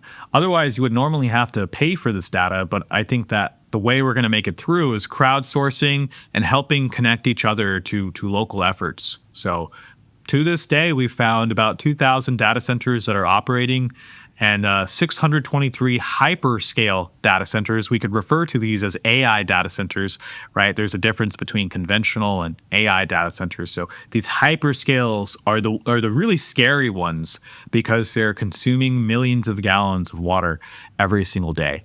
So despite secrecy, now there's some more information coming out about them. I remember the nuclear energy industry and how nuclear energy works and how they have the heating rods and they use water, run water over it, turns it into steam, turns turbines, and then that water is processed out the back. Is that something similar? What is the water being used for? Is it a cooling mechanism? Is there something else we can use? Water seems like a pretty extreme thing. Like certainly there's got to be a way to do this. Obviously, we know that, and this is not the first time we've had issues like this, right? Bitcoin miners in the last 15 years or so have been on the forefront of trying to figure out how do we take this energy and clean it up or use it or move to Norway so that we can keep the doors open and cool it off a little bit or whatever it is. This has been in the forefront of people's minds for a long time. So why is it when we've got big tech, every player in the tech industry behind AI, and the one Achilles heel to it is power usage and I guess the use of water as a subset of that? Have they not found an answer to that? Do they not want to find an answer to it? Is sucking all the water out of the aquifers actually the whole point of this operation? And when I put my little tinfoil sombrero on, I mean, what do you see with this? It definitely seems like something an evil villain would do. Just get it going just over the top, building these data centers in places that are primarily already in drought, like the southwestern United States. We could look at that a little bit. But just to explain like where this water is coming from. So you can think about a modern AI data center rack, which is loaded with dozens of high-performance GPUs, which cost anywhere from $30,000 to $50,000 a pop, a single one. And each single one of these GPUs does about a trillion calculations per second. And it has billions of transistors built inside of it. So because it's performing this many calculations, it's producing extremely high levels of heat that is concentrated. It is actually so hot, it's within 1 order of magnitude to the surface of the sun. So it is so hot, and they have to use a lot of water, run it through cooling tubes. It can, it evaporates, vaporizes, and they will let it out into the air in cooling towers, right? So it just evaporates into the atmosphere, never to be seen again. Well, actually, it rains, but it's when you're pulling, the danger is when you're pulling millions of gallons a day, your aquifer is not going to have enough time to recharge. It recharges through rain. It recharges by rain in the right places which are feeding underground. So these aquifers take hundreds of years to restore after groundwater decline. So we're not going to be able to recharge them fast enough. So the question is like you said, is it the plan to remove all of our waters and all the environmental disasters that come from it? Are lakes and rivers and streams, so we'll see the water level go down there, and that'll have disastrous consequences because it's at these points where water is filtered. It's a habitat for lots of different animals. It also prevents erosion. That's where new soil is built. And so all of these things can happen if we are unconscious about how we use AI. I saw firsthand living in Las Vegas, the water level of Lake Mead dropping so low that they started finding bodies. No exaggeration. They started finding the bodies that the mafia had thrown overboard. And that's coming, and that was, look, that's southern Nevada. Northern Nevada, I just read today that Lake Tahoe, 50,000 people in Lake Tahoe are going to be without energy from NV Energy, making an announcement there that they're diverting power to data centers. Are they being forced to make a decision between servicing residential people and servicing these data centers? In many cases, yes. So one thing to understand is the boards that are responsible for governing water use have very, very little power. And there are many states in the United States where if you can pump the water onto your land, you have control of it. For instance, Texas is one of those states, and it's also why there are so many data centers being built in Texas. Of course, there's a power grid too. But what we're finding is this injustice that happens when the local state government gives these data centers preference and favoritism. Not only do they give them wholesale prices for water, millions of gallons a day, but they also allow them. There's been emergency regulations that have been passed in the Northeast for the largest interstate electric grid, PJM, and also ERCOT, Texas's electric grid, where they were getting so many requests to be connected to the grid. A lot of these requests were bullshit requests. They were actually data center developers were applying in multiple different states just to see what the best site would be, what the best deal would be. But there's been so many requests that they have passed emergency regulation trying to speed up the time to approve these interconnection requests and to do these interconnection studies where they model the impacts and try to ensure the reliability of the grid. But see, just as an example, this grid, at least in PJM in the Northeast, there have been so many new requests for power that there's not enough capacity. I think it's something like, hold on, I'm going to pause here for a second.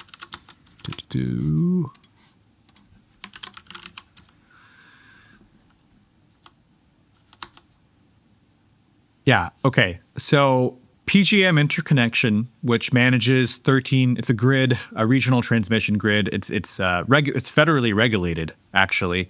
It came up 6.6 gigawatts short of the margin it needed to have for reliability. So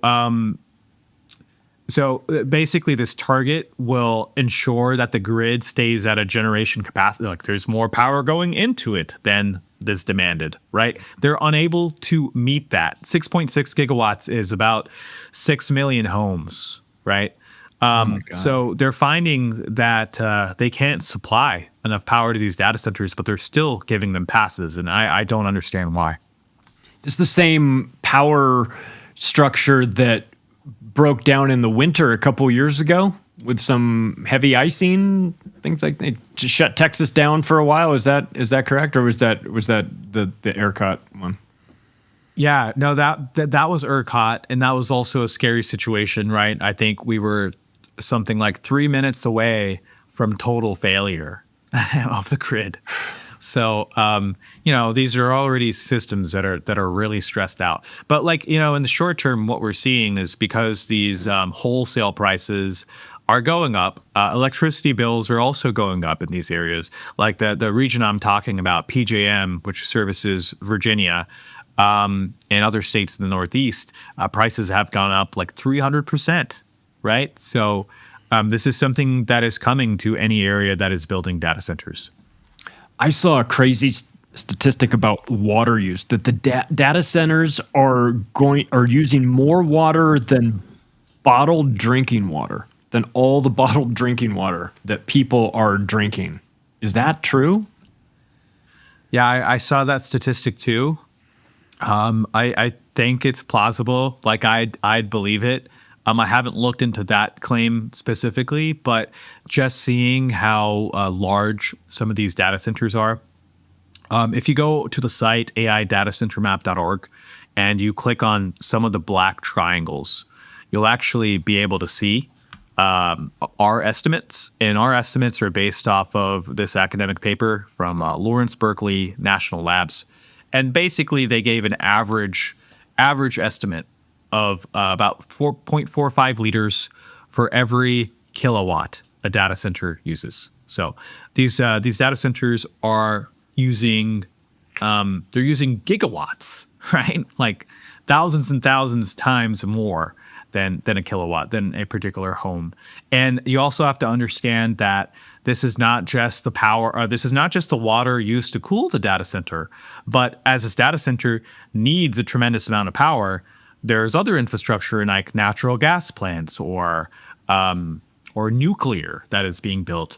And those also need water as part of creating that power. So there's this double aspect that no one is talking about.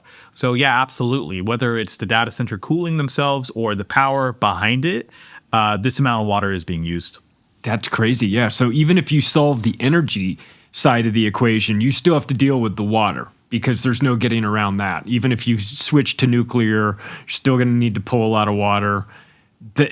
What is so important? What is the rush? I think everybody's asking the same question. Why the rush? You know, like, why now? Why does this have to happen tomorrow? Why can't we talk about it? Why can't you have the meeting, you know, the city council meeting where you actually say, no, like, we're not rushing to vote on anything until we get more information about this, because it seems like everybody in the power generating industry and anybody in tech wants to ram this through as quickly as possible without anybody getting the ability to think about it or do studies. Are they even doing health-related studies to show if it's safe to be anywhere near these data centers? Have they done that yet? Yeah, I think part of the reason why they worked so fast is because they knew there was a massive legislative hole and regulation for heavy industry, and they had to move fast. Otherwise people would catch on. And you can see this at the micro level and how they operate in different towns. They'll use when they're starting to work with the county for zoning, they won't be like, hey, it's Microsoft. Microsoft's coming in to build something. No, they're going to use a stupid code name like Blue Goldfish or something, right? To skirt under the radar, and to get approval from the county commissioner's office before the residents have even had a chance to speak up about it. And this is really, really important. Rezoning is one of the ways that you can stop a data center.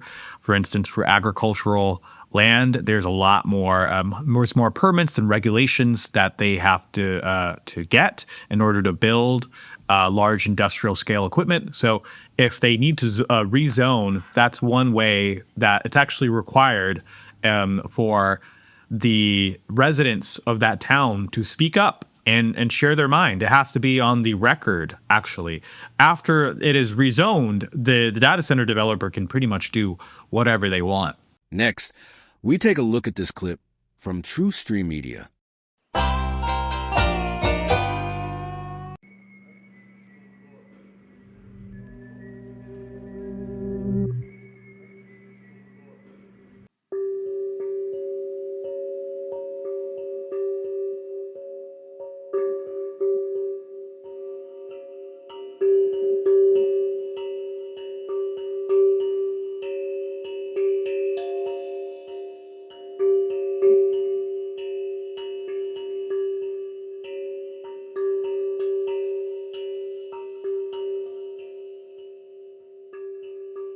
I think about this a lot, and I've done a lot of reading about it over the years, and I don't think it's unfair to suggest that we have been held in an artificial, scarcity-driven, technological bubble in this country for a very long time.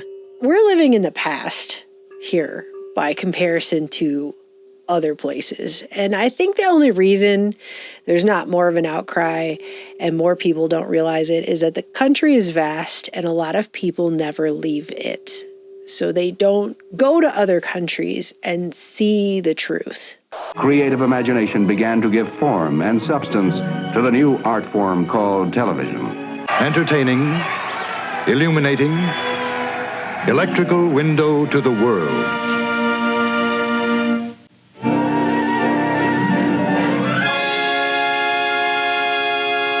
That's my guess, if I had to guess. The New York subway system opened in 1904. Certainly the most important means within the city is the subway. Almost any section of the city is within easy walking distance of a subway station. And by subway, one can travel to most points in the city, quicker and cheaper than by any other way. And people think it's just historic looking, like that's just the aesthetic. But the New York subway system's basic technology and infrastructure is actually still just very old. So here at the West 4th Street Tower, we have a 1930s interlocking machine and indication panel. While safe and reliable, it's an old one. Some of it is pre-1930s, old. Located inside the relay room for the West 4th Street interlocking. This interlocking plant is upwards of 80 years old. Reliability is certainly becoming more and more of an issue with the age. It's very hard to maintain. Located in front of me here, actual electromechanical relays that in many respects are the original equipment. Some of it has been refurbished and replaced. However, it is still 1930s and before technology. This equipment is not supported at all by the railroad industry. When things break down, they have to fix them in-house because there's nowhere else to get those parts. And this is most important. The cabling that provides this connectivity between the interlocking machine and the relays, as well as the equipment in the field on the actual tracks, is the original cabling as well. They're not made anymore because they're so old. A lot of this cable is cloth-covered cable, so there's a lot of risks. If there was any small fire, there's a lot of risk of us losing this entire interlocking machine because it would be so hard to contain the fire. There are parts of it that have never moved forward in time at all. By contrast, this is a high-speed train that's in the process of being built in Japan. And you gotta watch closely because it's gonna go by so fast you might actually miss it.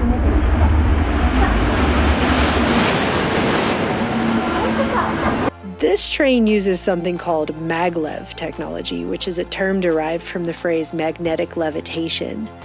There are no wheels on that train. It uses magnets to levitate down the track. It goes at a top speed of 505 kilometers an hour or 314 miles per hour, much of it through tunnels. They will be able to get on that train and go from Tokyo to Osaka in just over an hour. When it's finished, when this train is finished, it will be the second such train in Japan. But it is going to be one of 8 operational maglev trains. And there's another one being built in China right now, so that would be 9, but China already has 4 of these trains. South Korea also has 2 of these trains. The first modern working model of maglev tech happened in the 1970s, although other experimental hover train systems were being worked on in France and the UK in the 1960s. Now, this is not to be confused with the monorail, just by the way, which most people think was first built here in Disneyland in the 1950s, but actually America had multiple monorail systems back in the Victorian era, including the double-decker Centennial monorail that was built for the first World's Fair in Philadelphia in 1876, Boynton's Bicycle Railroad, which was on Long Island, and the Meigs Experimental Elevated Railway that ran in East Cambridge, Massachusetts from 1886 to 1894, and then was subsequently destroyed in a fire that has been described as arson. The first patent for the monorail, however, dates all the way back to 1821, but I digress. But my point here is just, Asia's in the future with their transportation. And here we are in America, which is supposed to be one of the wealthiest nations on Earth, and our largest city is still using technology that's basically a century old in our subway systems. What our riders don't realize, though, is that in our system, it's not just the architecture that's 100 years old. It's a lot of the basic technology as well. The infrastructure is old. And somehow we're told it just always costs too much. Everything always costs too much. We can never upgrade anything because we don't have the money to.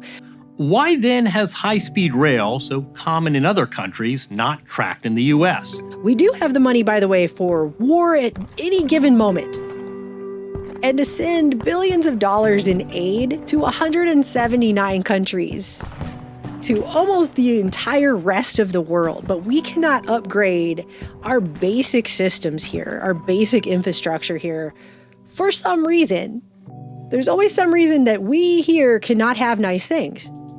It's not ever really explained in a way that makes any kind of sense, especially not now in the 21st century, but here we are, and this is what's going on. Yeah, it is. This is that bridge, and by the way, this is really creepy. I feel like there's just some wire holding up this chicken crap that's like holding up some metal sheeting. It looks really, really big. I really don't want to. Oh my God. Yeah, you need to go that way. But our infrastructure is crumbling. It is in the past. Our country has been held in the past by comparison to other countries in this regard. The newest addition, by the way, to the New York subway system is the 2nd Avenue subway, which according to Reason magazine opened in 2017 and cost $4.45 billion just for the 2 miles from 63rd Street to 96th Street. The full project? Yeah, that's expected to cost $16.8 billion or $2.6 billion per mile. Which is a price tag that's between 8 and 12 times more expensive than it would have been if it had been built in Europe. The same exact thing. And it also makes that part of the subway officially the most expensive subway ever built at $2.6 billion a mile. Oh, and also, it took almost a century to build it. They've been trying to build that for a century.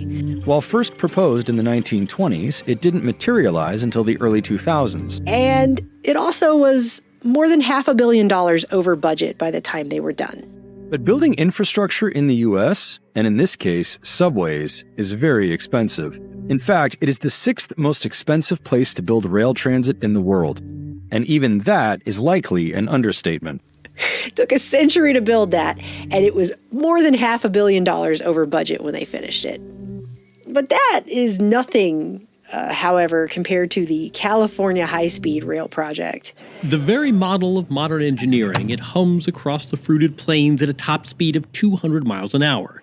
It's revolutionized travel. It's a source of national pride in Morocco. Here in the U.S., high-speed rail looks like this. Which was supposed to be operational by 2020 when it was initially proposed, but it was voted on in 2008. An ambitious state-run project connecting L.A. and San Francisco has lurched, derailed, cost billions, and may never happen. But after years of accusations of everything from systematic management failures to flawed decision-making to outright claims of sweetheart deals and corruption, billions of dollars have been spent, and they don't even know when this project is going to be finished.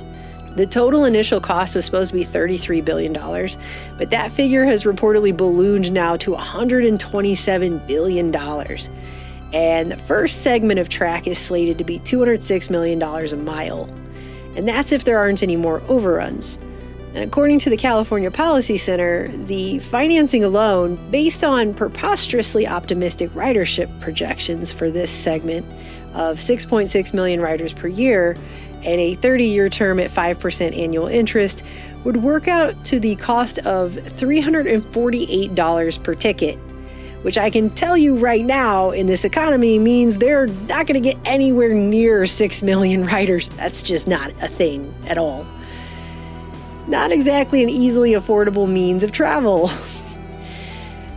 The project's a disaster. That is what is pretty much the consensus on it, and it's likely to be a drain on Californians because the ticket revenue will not even cover the operating costs, let alone the staggering sums that are now projected to cover actually constructing it.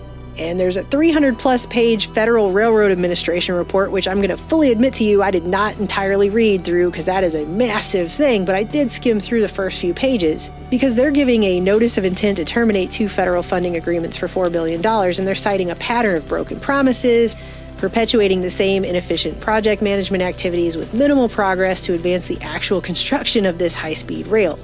And that just came out last year.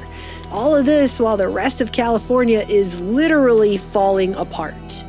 As the Hoover Institution pointed out, in 2018, the American Society of Civil Engineers gave California a D- on its energy infrastructure due to age and chronic extreme fire risk. A D+ for stormwater with drainage systems that have not been updated much since the 1940s. A D on levees, which could cost $45 billion to bring up to date, and a D on their roads, which have been ranked 49th worst in the country and would need $130 billion in investment to fix. And a C for their drinking water. And there's 1 million Californians that are without consistent clean drinking water. So the problem with spending money on rational, practical solutions that lower the cost of living and improve the quality of life for millions of Californians is that this goal is inconvenient for the special interests that run California, the California Policy Center concluded. And that right there is a running theme in this country, as it has been for well over a century.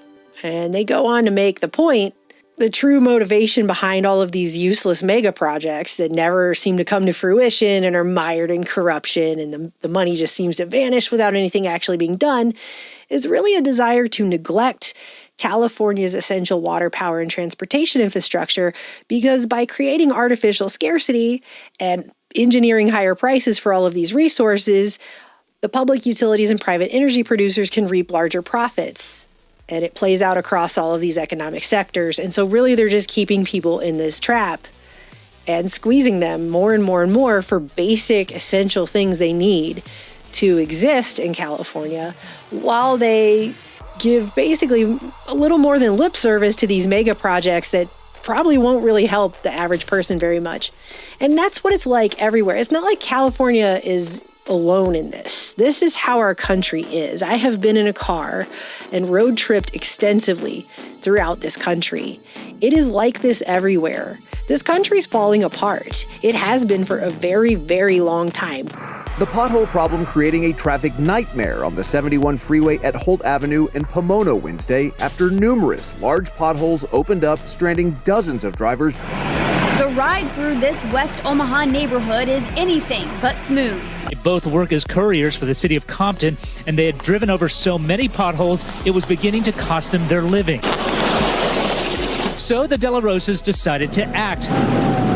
They're now driving from pothole to pothole across the city. I looked at on the bucket, there was like a picture of you flattening it, so I'm like, seems easy enough. The city ain't coming, so we gotta do this. It's all up to us. Just setting up this shot, we saw another car lose a tire to this pothole. We're told it's not a new problem. Some drivers know to avoid it. So why hasn't this been fixed yet? Groups like the World Economic Forum and the C40 cities and things like that, some of which our mayors in cities here are on those groups and go to the WEF. And somehow there's a disconnect between them talking about we're going to have 15-minute cities and, nobody needs to own a car. We're not going to have car ownership. When we here in America live in a car-centered country. In this motion picture, we will use a term popular in the West. This is a freeway. Only for cars, trucks, buses, and motorcycles. This is a car-centric country. You cannot live in many places in this country if you do not own a car. The multi-million-dollar freeway systems help you travel rapidly and safely, usually. It's not actually possible. The overwhelming majority of cities in this country do not have even the most basic of mass transportation systems. Wheels are rolling in all directions, and they're all headed for the biggest traffic jam since the wheel was invented.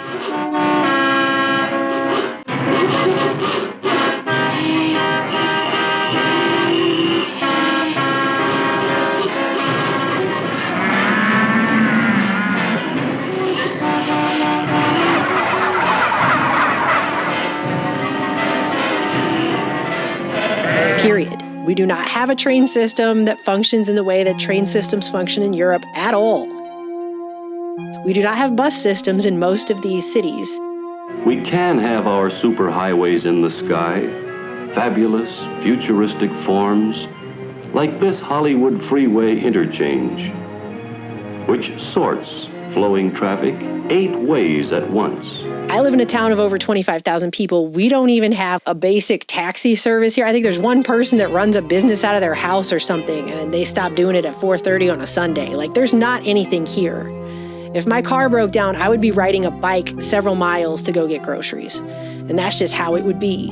But some of these people live in places that if they didn't have a car, that would basically be a death sentence because there would be no access to food.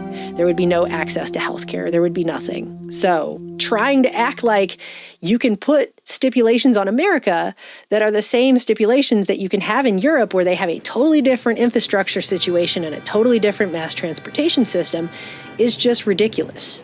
And it didn't have to be this way. Let's go back to the old 1904 New York subway system. What if I told you that they actually had a different system, a pneumatic tube system, a working system, 30 years earlier that was never allowed to fully get off the ground, that transported hundreds of thousands of people, and they just didn't allow it to exist.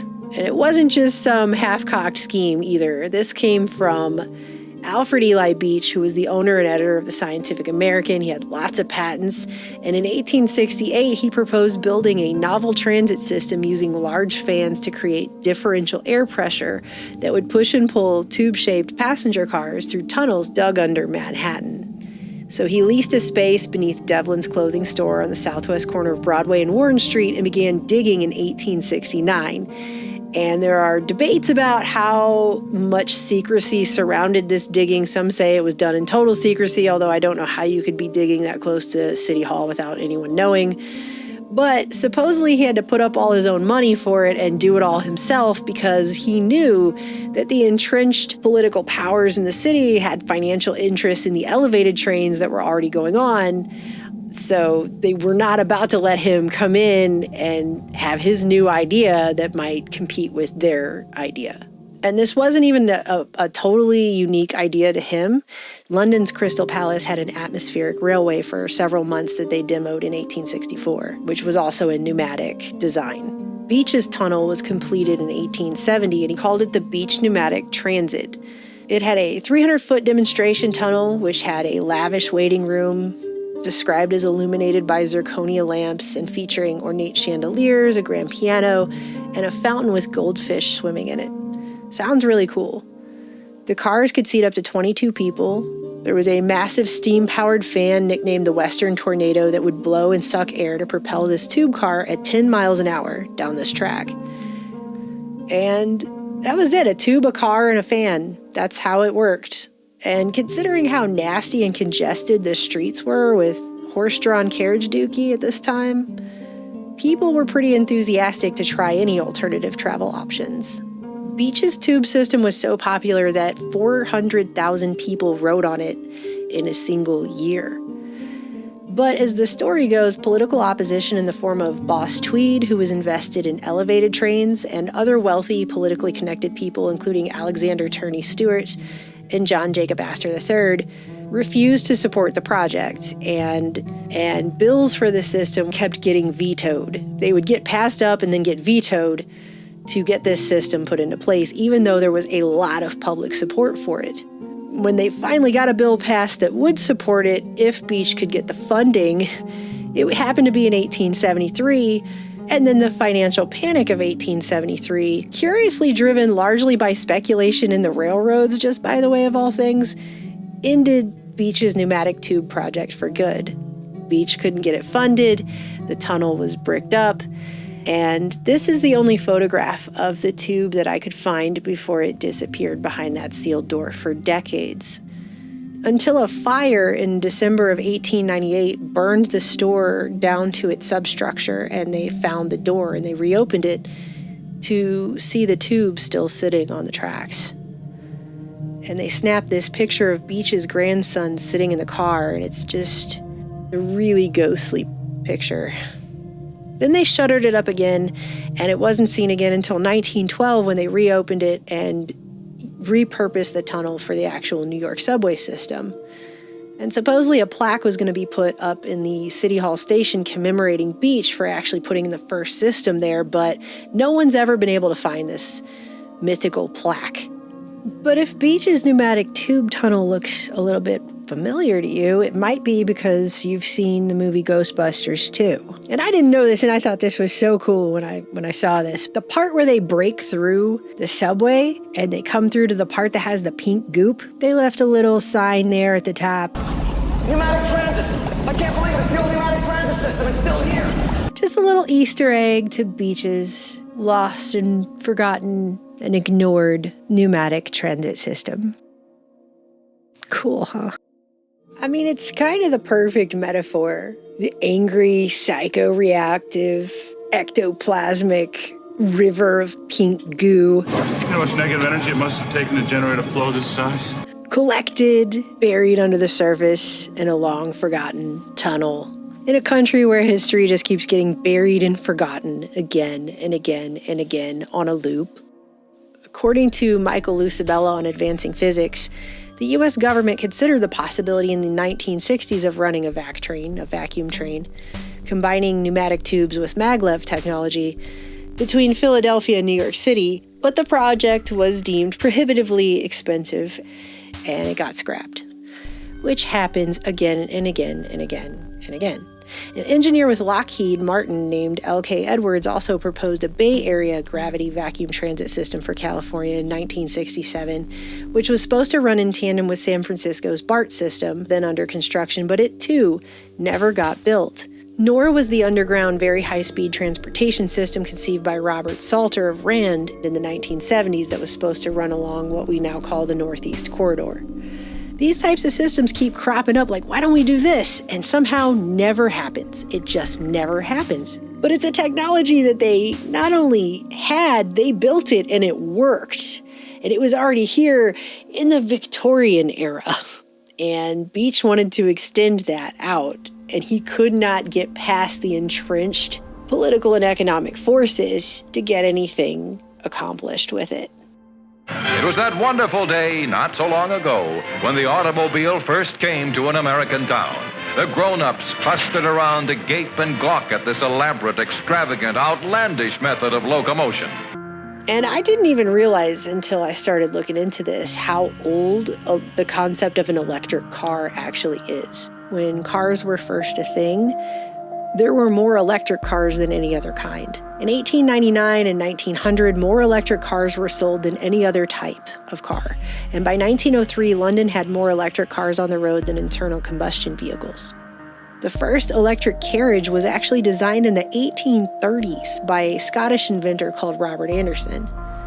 And it utilized galvanic cells, but they couldn't be recharged because they hadn't come up with that technology. It would be another few decades before rechargeable batteries were invented. Not very efficient at first, but it was something. It worked.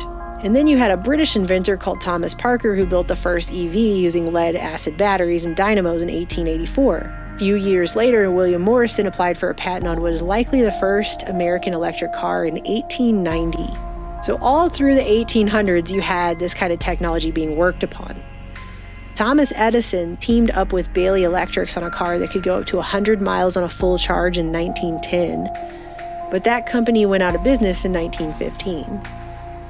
And Edison had been working on an improved electric vehicle battery starting in 1900, and he spent a whole decade on it, refining an alkaline battery made of nickel and iron in just the right configuration to generate steady electric current, courtesy of galvanism. And there's all these stories about how, well, these cars started disappearing in the 1910s because they just couldn't compete with the cheaper gas-fueled vehicles like Henry Ford's Model T. But I also found an article in the New Jersey Education Association website that quoted the director and general editor of the Thomas A. Edison Papers Project at Rutgers University as claiming that it was World War I that did away with the electric car because there was a lack of charging stations under wartime conditions. It just made electrics the wrong way to go, he said. So it was the Great War that put the final nail in the coffin of electric automobiles at that time, and they just never fully recovered after World War I. I mean, Model Ts were like 4 times cheaper at the time. No longer a luxury, almost everyone can afford to own a car. And sometimes it seems that we're all on the road at the same time. But Henry Ford himself also made a hemp car in 1941 that maybe you've heard of it, maybe you haven't, which was 30% lighter than steel and significantly more durable. I've seen it said that it was 10 times more durable. And it was designed to be run on ethanol made from hemp and other agricultural waste. But then this car got abandoned due to World War II.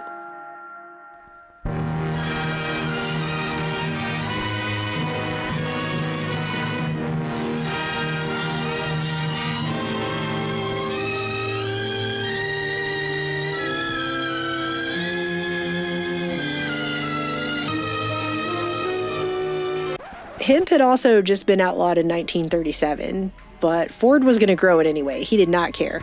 Supposedly the outlaw was because of THC, but if you really start looking into that claim, what you're going to once again find is powerful lobbies, including the oil lobby, the paper lobby, and plastics industries, including companies like DuPont, that did not want that to be available to people. Hemp for victory.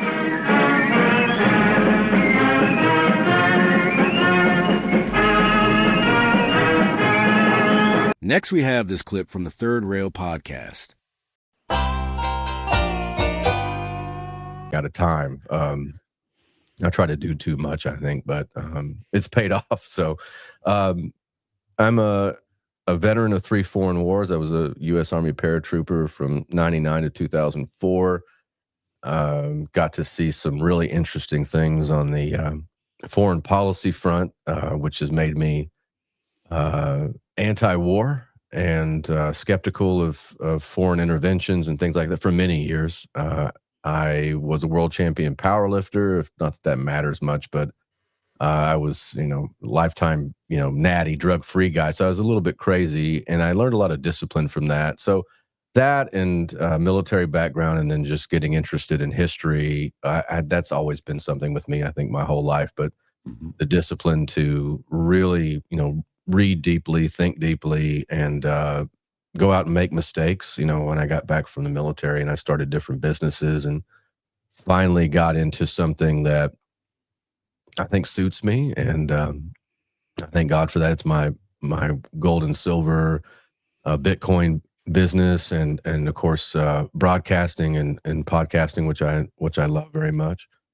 So, in a nutshell, is me, and I'm here with my dog Beans. I've got a Chihuahua that hangs out with me, and I'm a dad. I got a 21-year-old son. His name is Houston, and he runs my shop here in Texas. I've got a gold and silver shop in Texas, one in Branson, Missouri. I own a gym, and I just try to keep the lights on every day. I've got a nice team with me. I've got folks that work for me, and we have a subscription service for precious metals, which is it's nothing like it out there in the market. We did something really creative. It's called Wolfpack, and I targeted people. It's all walks of life, but I targeted people mainly who didn't think they could afford precious metals. I always heard that, and I thought that was interesting. So I created something a little bit different that the normal precious metals companies don't do. They don't target those people, like, from $50 to, up to 5,000. Like we have a subscription program, which it's fun. And I'm broadcasting, like you mentioned, America Unplugged. I'm just really blessed. I used to be, a fill-in host on InfoWars when that network existed. I filled in for David Knight when he was over on InfoWars, and I've had a radio show for many years. So just love to talk about ideas. I hope I make a difference. I think you do. And you got the perfect voice for radio, by the way, man. You got the rock and radio voice. The guy who has like the best radio voice ever is like, your voice is really good. But thank you for that. And I got a little bit of a cold, so I don't know if that's helping or not. Hey, I reckon I spot talent, man. Talent begets talent, brother. All right, I appreciate you. Let's get the one thing I kind of wanted to start this off with, since you and I are both veterans, and I served from 85 to 88 during peacetime. You served during 3 wars. This is how I kind of want to start. Is how has our military changed from the time we were in it, both as a structure view, I don't know, from a view of the structure of it. For instance, when I was in there, everything, the quartermaster is all in-house. Now that's changed from that to a leadership And then the actual role and use that the government has for a military, if that makes sense. Well, I think that you served during the Cold War. Mm-hmm. You said it was 85 to 88. Is that what you said? Yes, sir. Okay, so these are peak Cold War. 85 is when Rocky IV came out, and this is the Reagan era. Mm-hmm. So you were looking at, the evil empire of the Soviet Union and the Cold War and the way that the world was at that time. And I think that was America at its best, honestly. I think America was somewhat at its best during the Reagan era. Not necessarily fiscally or anything, but I think just like mentality-wise, there was a stark contrast between the end and entropy of the Soviet Empire and what America was during that time. And not perfect, never has been. There is no civilization that's perfect, but that was pretty damn good. I was 5 years old in 85. So I remember it very, very well, and I remember 88. So I think, we had a mission. I think, Ronald Reagan had a foreign policy of we win and they lose. I think he actually that was his quote. That was his strategy was we win, they lose. He only called the Soviets an evil empire once. He was a lot about diplomacy. A lot of people don't remember that Reagan wanted to abolish all nuclear weapons. Mm-hmm. That was a stated goal of him, the abolishment of all nuclear weapons, which is really different today. Like you see all these, we have definitely left that mantle way behind. I mean, we're talking about building bigger things and more destructive things. So I think there's a stark contrast, and America really lost its way at the end of the Cold War. I mean, we had a once in a multi-generational chance to restore the Republic. I mean, we'd fought, 2 world wars in the 20th century, and then the Cold War that lasted from, 1946 to 1991. And then as soon as it was done and that everything, the Soviet Union broke into 16 pieces, Gorbachev gave up the ghost. We had a chance. We could have really reset the entire globe for peace, commerce, honest friendship, Thomas Jefferson's admonishment. Mm-hmm. And it's really sad because you had this group of people that were inside the defense establishment. They were just getting their tentacles really wrapped around it. That was the neoconservatives. And one of the first things that came out of that was the Wolfowitz Memorandum, which was basically, instead of having interlocking economic joint ventures and things with countries like Russia, we went into a dominating mindset where no other rival will ever, appear. This is going to be hegemonic dominance by the United States forever. They couldn't really explain how they're going to pull it off, but they're basically it's weaponization of the dollar. Mm-hmm.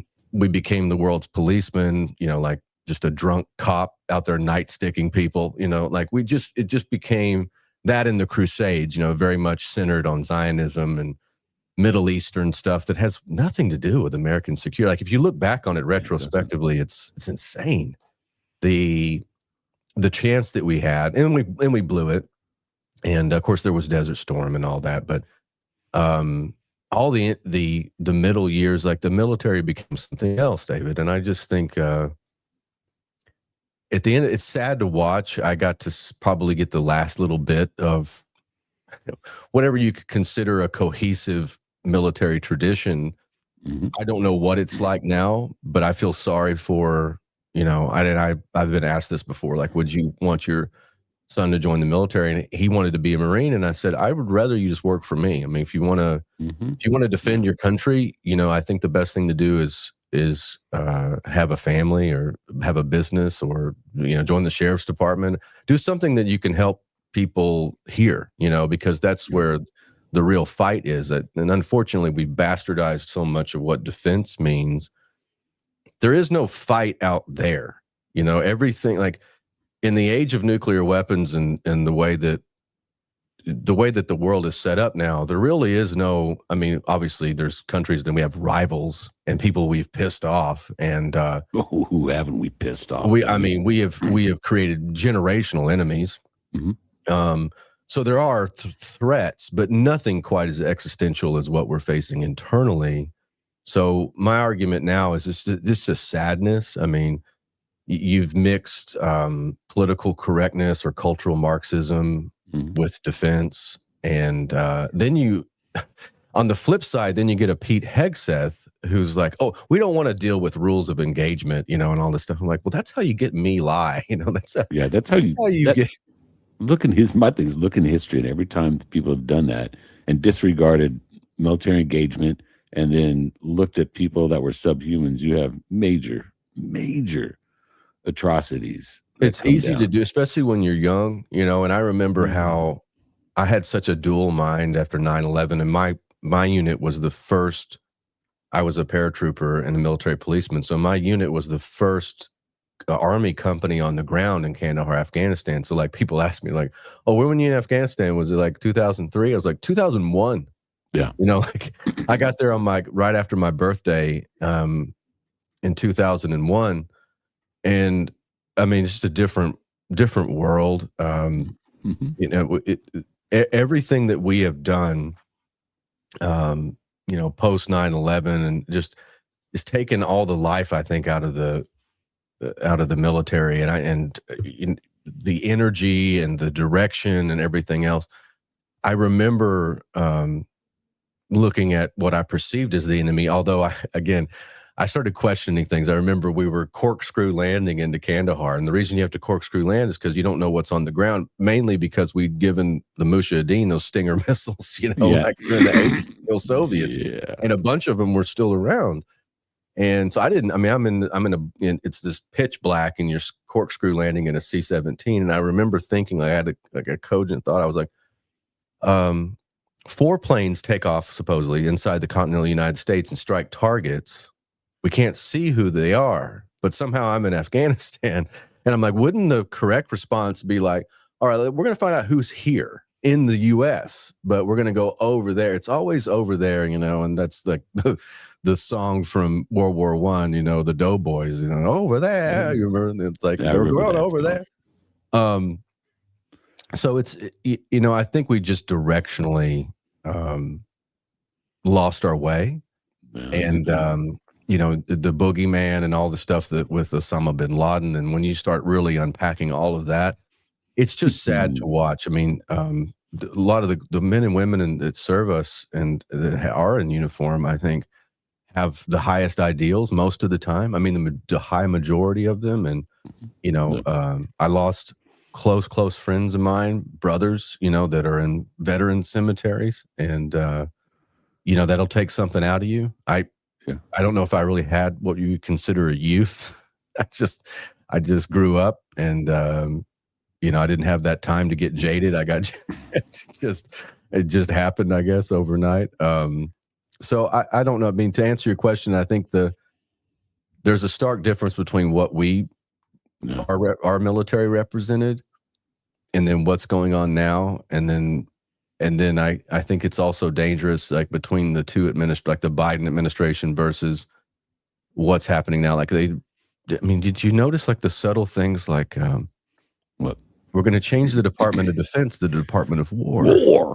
We're going to change it to war. Which is what it was in World War II, but there's a reason why Harry Truman, who was the 33rd president, he said, look, I'm going to change this to the Department of Defense because it was the weapons that we created were so horrific. And he authorized that. Obviously, he dropped bombs on Hiroshima and Nagasaki, and we used them. And I think and he even took the presidential seal and had the eagle change from facing the arrows to facing the olive branch. So he was trying to make a statement that even though, and that's a funny thing, because it just had a life of its own. And you can talk about Operation Paperclip and all the Nazis we brought in, and like the structure of the military. And Stanley Kubrick really did a good job in Dr. Strangelove showing that, with Peter Sellers' character who was speaking German, like the professor, he keeps trying to do a Nazi salute and stuff. Yeah. Kubrick, channeled that in the 60s, and there's some truth to that. I mean, that was something that really, and Eisenhower talked about the military-industrial complex and stuff, but I think it really has come to a head, and like reverting back to the Department of War, like we're on a war footing, and it's not like a war we've seen in the past, and I'm not even sure. Like, these aren't American interests. I mean, seriously, if you really meditate on it, what American interests are going on now? I mean, we got $5 plus gasoline. Markets hate uncertainty. We didn't have to do any of this. It doesn't serve us. It's not American interests. So we're using American might in all the rest of this on behalf of what? Or is it just the Davos crowd? Is it Israel? Is it all of the above? It certainly isn't us. And that's the sad thing.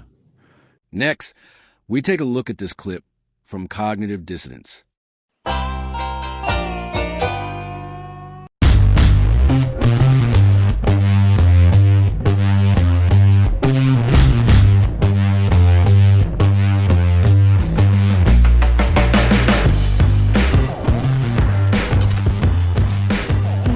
To another episode of Cognitive Dissidents. This is Monica from The Monica Perez Show. And I'm Hrvoje from geopoliticsandempire.com. And I'm Parallel Mike of Parallel Systems. We have so much news coming out of the U.S. that I'm going to launch the discussion with just a variety of newsworthy things that happened with Trump, almost all of which are corruption oriented. And I've been keeping a document of, I'm going to do a show comparing the Biden corruption, which I used to think was the most corrupt presidency or political career ever.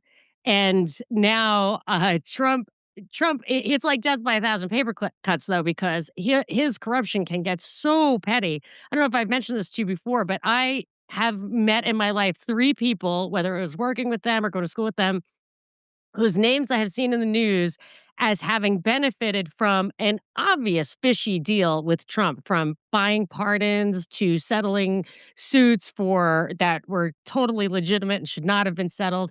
So I've seen a lot of little things and a lot of big things. And let's launch the discussion with a conversation about his deal that he made. This is what he did. He sued the IRS for a contractor who leaked his tax returns. And at the same time, he was suing the government, whether it's the DOJ or other agencies, for persecution of some kind for their raid on Mar-a-Lago. Now, the leak of the IRS documents was from a contractor, not an IRS employee. And all of this smacks like a big fat setup that they planted that. The IRS had a very good case saying we had nothing to do with that, yet they capitulated and made a deal with him that said now the IRS has a habit of auditing all presidents. All presidents get audited. Now Trump is saying he cut this deal where he is not getting audited. He will not be, no matters will be pursued by the IRS. And I don't know if it's all other agencies and departments, but definitely other agencies and departments of the federal government on any matters pending or that might be pending, which means future, for himself, his family, friends, and affiliated persons, which is not very well defined. And my thinking was, it's so similar, and I knew it would be a precedent of Biden pardoning his entire family in advance for things they weren't even accused of. And I was thinking, Trump hasn't even been in the political sphere for so long, but tax returns do tell quite a story of corruption. And this eliminates that avenue of investigation long after he's out of office, and also protects his children. So that was a big one for me. I'll just add, it says any matters currently pending or that could be pending before the IRS or other agencies or departments. And the DOJ subsequently made a statement saying this is only with respect to existing audits, not future. So They I can think say that, right, but but they'd have yeah, to win it in court. but my general feeling is, I mean, it just increasingly feeling like Latin American Mhm. banana republic. And again, at this point, I don't understand people that are holding That's an on. insult to banana republics, Hrvoje. It is, and I don't understand people that are holding on to any semblance of left or right. And just to add, to throw this out there, just a further example for me, Thomas Massey, right, the most expensive um, campaign, and him losing, like, it's obvious that he should have won the vote, probably manipulated, and um, disproves de facto. Like, do we need any more proof? This is the nail in the coffin. There is no political solution. The oligarchy controls the electoral process from A to Z. There is absolutely no, if Massey couldn't have won against this cutout Ed, what's his name? Gallerstein, Gallrain. whatever. Gallrain. I mean, there's no way Massey lost to him. It's game over for And us. I think it also proves that there is only one party because Massey was an incumbent and he was popular and favored in the general election much more than this guy Gallrain. And since Congress has 217 Republican seats, 213 Democrat seats right now, every one of those seats gets reelected every 2 years. In being an incumbent is a tremendous advantage. So Trump has knocked out, I think, 3 incumbents between Senate and Congress, and the Senate is similar. It's 53 seats of the Republicans, and so it would be about a 4-seat flip, and a third of the senators are up for reelection, like 34. So what he is doing is systematically undermining incumbents, and I think it's so that you'll have a split house or a flipped house in November, again proving that it's not Democrats versus Republicans, it's not left versus right. There's one party highly manipulated. Yeah, I wanted to get your two guys' take on what this actually means when you look at it from a 10,000-foot view, right? So they've given Trump blanket immunity, his son's blanket immunity, for any past tax dealings. And they know what's in those tax dealings. I mean, I've looked at Trump's uh, business affairs and his investments once on my show. I was looking at it for an episode I was doing. And you're talking, you know, intercompany loans, licensing deals, foreign income, transfers within families. There's so much that could be scrutinized. They must know what's in there. And so by creating this massive lawsuit against the US, the IRS for 10 billion, and then getting this blanket immunity, that's kind of like the thing that a sovereign gets, right? Tax immunities, that was always the purview of a sovereign. So a king or a queen would not have to pay tax. And I don't think there's ever been anything like this before. I don't think the US has ever done anything like this for anybody else. So is this kind of like a payoff? Like, is that how you use it? Like they're paying him off. They're giving him I mean, because I don't really think Trump is against the IRS, right? Trump is a puppet. So he's in that office of presidency. He's doing what he's told to do. He's being given a load of money. And now they must have said to him, listen, if you keep going, doing what we tell you to do, we're going to give you immunity from future prosecution for your taxes as well. Is that how you're seeing it? I have a couple of viewpoints on it.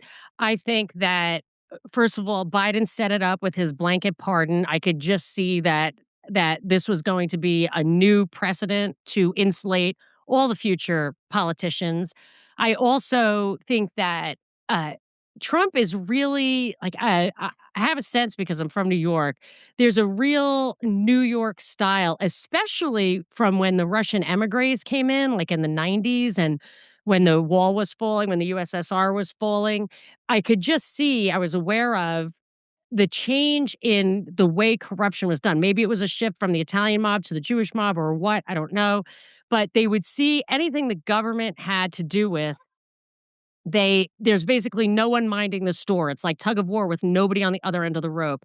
And the Trumps have always had that. His father did projects, and he himself, it was casinos, like, which is protected from by the government. And I think that his number one thing is just to exploit his position in government, and it really galls me because not I don't as a libertarian I don't care about taxes, but if you pay your taxes, but he's spending taxpayer dollars out there on his cronies. But I think a lot of it is about him protecting the transactions and the other people in those transactions and the level of corruption that was going on for all of those years in his background. I don't I don't think it's necessarily like a favor to him. I think it's just so he's just really brought New York style mob stuff to the office, and once it's ratcheted up, it's like Crisis and Leviathan, it's not gonna go backwards. It's changing the nature. And then you're gonna have Gavin Newsom, who's is similarly abusive power oriented. My problem with that, Monica, is it suggests that Trump is somehow separate from the power, that he is coming in there and he's managing to leverage these bargains for him and his friends, rather than the way that I see it, which is that Trump is employed by them and everything that they're doing is scripted. They must have said, "This is the deal we're giving you. This is what you get for being an absolute disgusting human being. Here's your deal," and then he takes it and he just plays along. I don't think he's got like a leverage on the cabal above him that's kind of operating this thing. I think it's just an offer that he gets and then he becomes president and does what they say. I do think that his deal has always been that he'll be the bad guy, but his kids will be protected, and this protects his kids. I'll just add, I view it as a sign of just the general what I've been talking about for years now, the neo-feudalism of the elites, broadly speaking, not just particular to U.S., the globalist elites in which I put Washington, uh, DC. So, this sort of nobility, that's them, the nobility and us serfs, and they are completely protected in their walled off Elysium city states. And I wanted to share real quick just a few more things on that related to this sort of idea. Uh, we know, right? They built this golden statue of Trump. I didn't know that you had actual pastors. Here's an image of 3 pastors, apparently, quote, pastors, kneeling to this golden statue of Trump. That's like from the book of Daniel. It's absolutely insane. And so I think this is an extension of what you're talking about, Monica, this banana republic, sovereign, monarchical thing. And I don't think no one knows exactly how things on the road ahead are going to turn out. Are we going to have a second civil war that they're going to instigate? Do they want a third Trump presidency somehow? Do they want that to sort of roll up into some religious fake Christian theocracy, or not? Are they going to take down Trump and bring in the left? But just a few more examples. I used to have respect for this guy, Eric Metaxas. I've got some of his books. Here he is, basically talking about like the holy ballroom. Like it, God has been waiting a quarter of a millennium to bring in this ballroom. Here's the clip. It's hard to believe that it would take 2 centuries for the Lord to raise up a great man to bring that ballroom finally to stand where it needs to stand. It's extraordinary. We only had to wait 200 years. I mean, just the fake religious grift. And then you've got Lorenzo Ramirez is a great Spanish alt media commentator, but he's commenting here on Vance, where Vance says, quote, "As a devout Christian." And I'm like, does anyone really believe Vance is a devout No, and real Christian? Catholics don't call themselves Christian. They call themselves Catholics. Yes. And then, but, Lorenzo says, quote, "devout Christian, puppet of Palantir, uh, being used, using God as an instrument to bring in the technocracy." And just yesterday, Elon Musk compares his company's work to that of Jesus. So basically, us building the mark of the beast is what Jesus would do. I mean, it's just so off the wall. Yeah. So When you were saying about the domestic strife, I had an insight that that all of this conflict that they're ginning up between whatever 2 sides you want to say there are here in the States, I think they might have gotten ahead of that in anticipation of the rebellion against AI, so that we would have that conflict to divide us, because it's kind of like when militarization of the police was becoming a really uniting force among the people, and then they just brought down a racial divide so that people could not unite over that issue. And now I feel like that is possible, that that's what they're doing. I had just a quick story on that. Oh, here it is, real quick. Just on that point, interesting. Marshall Project. I read this article the other day. Let me share it again, real quick, talking about the concentration camps, the ICE facilities, and there's a piece here that says, "When do detention centers become concentration camps?" And it says, concentration camps evolve within the system. Before there were established camps in Nazi Germany, victims were sent to improvised sports arenas and warehouses. He said what the U.S. detention centers resemble is the early period of Nazi concentration camps. So, yeah, if there's this conflict, yeah, I think that's a sharp insight, Monica, because I'm increasingly reading about, you also had the news story about Eric Schmidt and others being booed during graduation ceremonies by the students because they're bringing up AI in a positive light. And we're seeing other papers now talking about when the jobs get taken away, are we going to expect an AI, a revolt by the plebes? Well, that's why one reason I think they're cracking down on immigration or trying to bring back manufacturing. The tariff thing, I think Trump uses it as leverage and stuff, but it does cut down on trade. I think that stuff also was in anticipation of all the job losses from AI. Yeah, I actually think that was just propaganda, because if you look at the jobs numbers, the manufacturing industry in the US has shed more jobs than Oh, any of yeah. No, I know. It didn't. like Yeah, it did not collapsing. really happen. But Well, just going back to what you said, Hrvoje, that was actually a white pill. People, I know you're going to come back to that later, Monica, about black pilling, but that was a white pill for me. It was Steve Poikonen on his show, Slow News Day. He showed me these videos of University of Arizona, Florida, Tennessee, and Glendale Community College. And during the graduation ceremony speeches, where you had these people up there talking about the future, whenever they brought up AI, the students just started booing. And I was like, wow, that's very hopeful that the students are saying, no, we don't want that future, this AI future that you're offering us. And obviously, there's been lots of these AI data centers in 2026 that local communities have come out and said, we don't want this near us. We don't want to be poisoned. I don't know if you've seen the videos of the black smoke being pumped out of these things. And obviously, it uses up all the groundwater. There was a place in the US near Lake Tahoe where they said, yeah, you're going to have no more energy. We're going to be diverting it to a data center. So you either move out or find your own source of energy.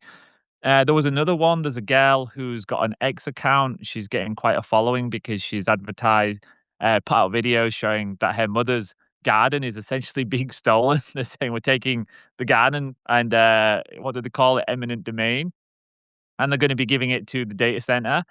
And so there's a big pushback against AI right now. And I think that is actually very good. I don't know what yours two guys' feelings are on AI moreover, but personally, I think it's a part of the beast system. And I think these data centers, they've overbuilt them intentionally. It's like when they did the .com boom, they had all these companies laying fiber optic cable. They overbuilt by about 95%.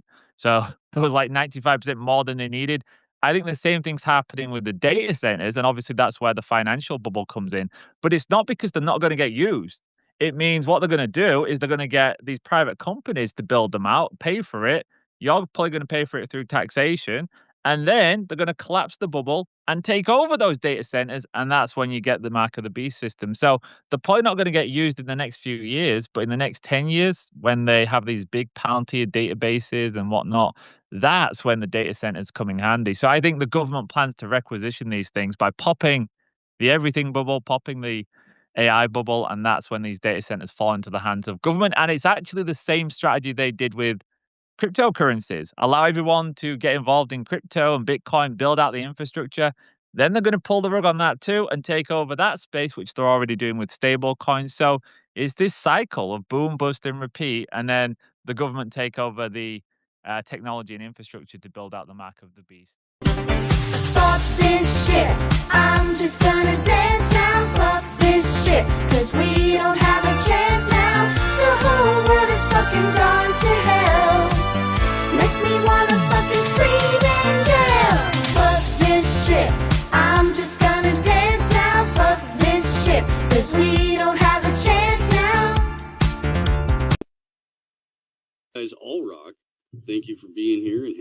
being a part of the show. We do love the hell out of you, and we can't do the damn thing without you. It's a value for value gig here. If you're new here, you're kind of, just getting into the thing. This is how the show works. Every time you see not only AM Wake Up, but every other show that airs on the channels, all of that content comes to you for free. Nothing is ever going to be put behind a paywall.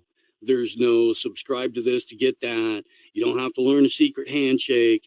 We get $0 from advertisers. We get $0 from paid sponsors. That's why you don't hear 10 or 12 minutes of ad reads and shit at the beginning of the show or throughout it, because it doesn't exist in this environment. Instead, if you guys see value in what we're doing, you like the conversations, you like the guests, you like the jokes, whatever it is, if you see value in that, send it this way, and that's how we get to do the thing.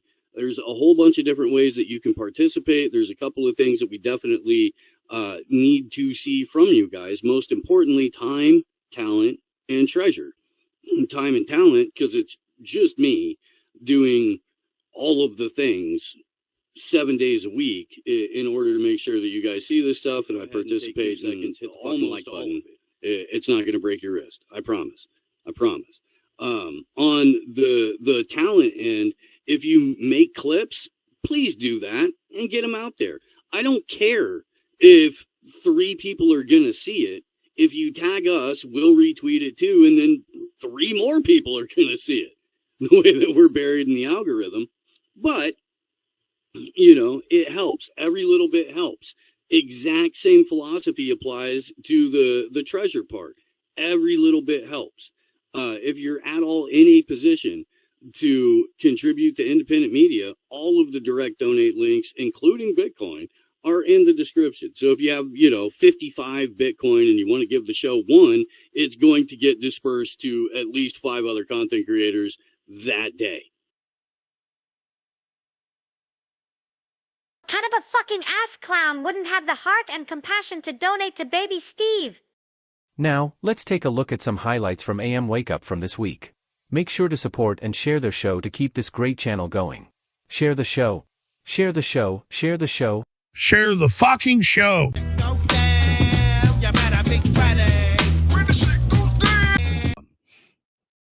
It's wild just how blatantly criminal the Trump administration is and how few people seem to care.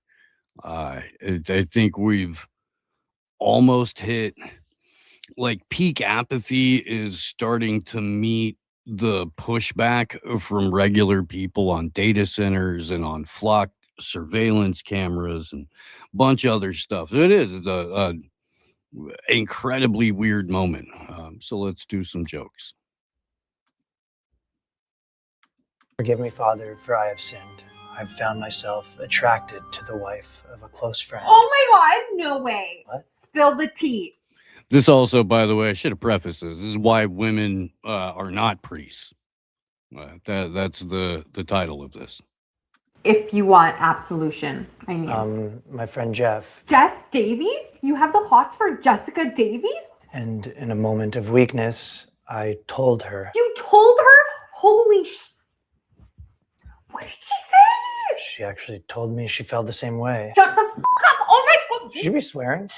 What did she say? I don't know. It doesn't matter. It does matter. I need every last detail, unless you want to burn in hell. I was dropping the kids off at soccer and... Wait, are you texting? What? No, continue. It feels like you're texting. Can you cancel the rest of my priest meetings for the rest of the day? And call me later. I have major tea. Who are you talking to in there? I'm just talking to God. Does your wife know? I'm afraid that is not my only secret. Tell me now. Well, one of the reasons my eye has been wandering is my child was conceived by another man. With who? With who? With who? Are you sure this is confidential? Yes.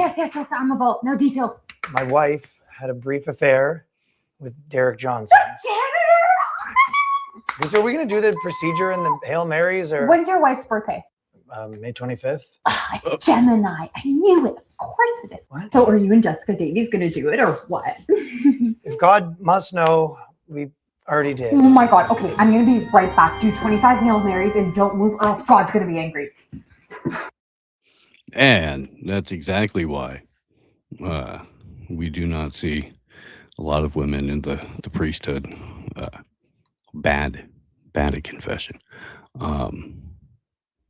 Yeah, that's the joke. That's the entire joke. Is that's why. Welcome to Monday morning. I hope everyone's getting there. It's a journey to wide awake and chipper on a Monday. Let's see.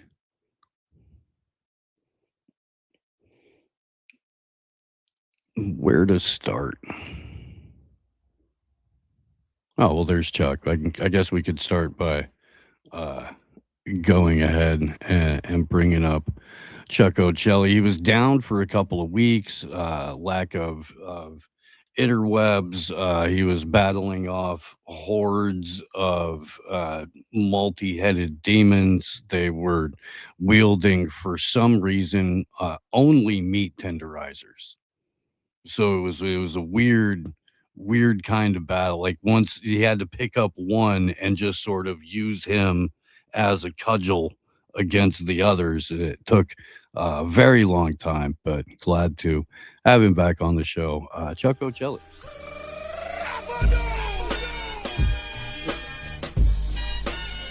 You the first double nigga I ever met in my life, okay? We'll just say that. You Irish and Sicilian? Grazie, And on Tito. camera. On camera today. Yeah. Look, all that and a stray bullet, and I'm still breathing. So, how you doing? Chilling, bro. Chilling. Doing well. Yeah. No, just kind of taking in all of the. It seems like. Do you remember the movie Spaceballs? Of course. Yeah. Do you remember when they made the jump to ludicrous speed? It seems like they've taken us to full on ludicrous speed, and a lot of it just sort of culminated over the holiday weekend. But who is Dark Helmet in the scenario, my brother? Who is that? Who's dark? Who's the? Well, I mean, he doesn't even represent the supreme evil in the galaxy. So I would think at this point, who's the shortest member of the Trump administration? Probably Marco Rubio. Yeah, all right. Probably. That's what I thought. Little Marco has to be Dark Helmet. I think right? little Marco. Okay. Yeah. I think logically that makes the most sense. Pete Hegseth, of course, would be major asshole. Oh yeah, absolutely. And of course they're all surrounded by assholes. Don't forget that. I love the cross-eyed guys. And our friend who goes out, who later on becomes, the police academy dude and all that, right? We ain't found Michael shit. Winslow. Michael Winslow. Yep. I love that movie. It's just so stupid. It's perfect. Well, they keep teasing a reboot, which they've been doing for 25 years, but it actually seems like they've gone forward with the reboot. So it will be woke and shitty. Well, and I waited for History of the World Part 2, for what, 40 years now? Because they've been talking about that. Yeah. And I love that movie too. Blazing Saddles, your ultimate fucking terrible was how terrible was Wanda Sykes in History of the World Part 2? That's why I said I'm still waiting for a real History of the World Part 2. But Wanda Sykes is awful in a lot of things, but never as bad as Leslie Jones, who I don't understand why she has work. You know what I'm saying? Like, and also I'm not sure that's not a dude. She has, but she that's has just work because she's a 7-foot tall lesbian that just fucking screams about, how oppressed she is for fucking 40 years. So WNBA rules apply, in other words. Okay. Okay. Yeah. I'm pretty sure her comedy career is subsidized by the NBA. It has to be. Look, folks, I am here to learn, okay? And that's why we're doing this on a Monday morning. And, I got the sunglasses on because my eyeballs hurt. And, they don't work so good anyway, so whatever. But yeah, man, look, I got to learn something about the way the media works, because apparently, even though I've been a media analyst for many, many decades, at this point, I don't know shit. So I'm trying to relearn and unlearn. You know what I mean? I think fuck, dude. So what you want to do if you want to be successful right now, if you want to appeal to people on the right, then you have a very public conversion to Christianity. You immediately start selling Jesus merch on your website. Right now you're split into a couple of camps. Either, you still support everything that the president does, so you lean into the Benny Johnson, Ben Shapiro side of it, which might, quickly ingratiate you with a lot of the people in the current administration after all. So, there is that. You could go with the Tucker Carlson, Candace Owens faction. At which point you would just kind of be regurgitating David Icke's material from 1995. Okay, I get those patterns. That's all. That's all good invitations into the controlled opposition. I get it. However, the whole Jesus thing, that reminds me, I got to give you a flea market report, because I had a guy who would not leave me alone, and now I have like 8 DVDs he wants me to watch, and I need to be converted and all that. And I tried politely. I don't know what it is, but every week when I go to the flea market, I have the aggressive somebody who is trying to convert me or curse me out in front of everybody or whatever. And all I'm doing is they're trying to sell some baseball cards on one table and household junk on the other. And, and these guys just come at me with politics, which I find hilarious. And I keep stationing myself next to the Asian guy with the unusual vegetables, who keeps trying to tell white people to drink water, which is fun. But I mean, like, I like the flea market, bro. I really do, because it brings together such an interesting, eclectic group of people. And the one that I go to is Smiley's in Macon, Georgia, which has radio commercials and all that. It is a pretty nice dirt mall, really. It's not a nice to-do. in the sense, but you know what I mean? Yeah. Yeah. No, I've been to a handful of very, the well-organized, well-advertised, nicely attended flea market. That Santa Cruz used to have one. It was great. San Jose used to have, or I think still does have one. That was awesome. There's a giant one over in Oakland that we should probably just hit up to check out. I imagine the Mexican food there is phenomenal. But yeah, always an interesting time at the flea. Yeah, You tend to be prepared if you're one of the early. Yeah. No, he also isn't. And look, dude, I got whatever. God bless Owen. Did you watch any of the Will Sasso and Dan Soder podcast? No, I didn't catch it. Why you got a clip? I would just make it the show, but just run it on repeat for the rest of my life. But I would really like these two to get together once a month just to do shit like this. So both Dan Soder, it's an hour and 41 minutes of these two doing fucking wrestling impressions, and it's the funniest fucking silliest shit. I love it so much. Everybody should watch it, and you should all demand that Dan Soder or Will Sasso do a show together.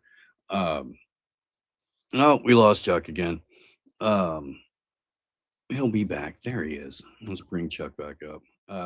But yeah. Don't know why that happened. All right, good.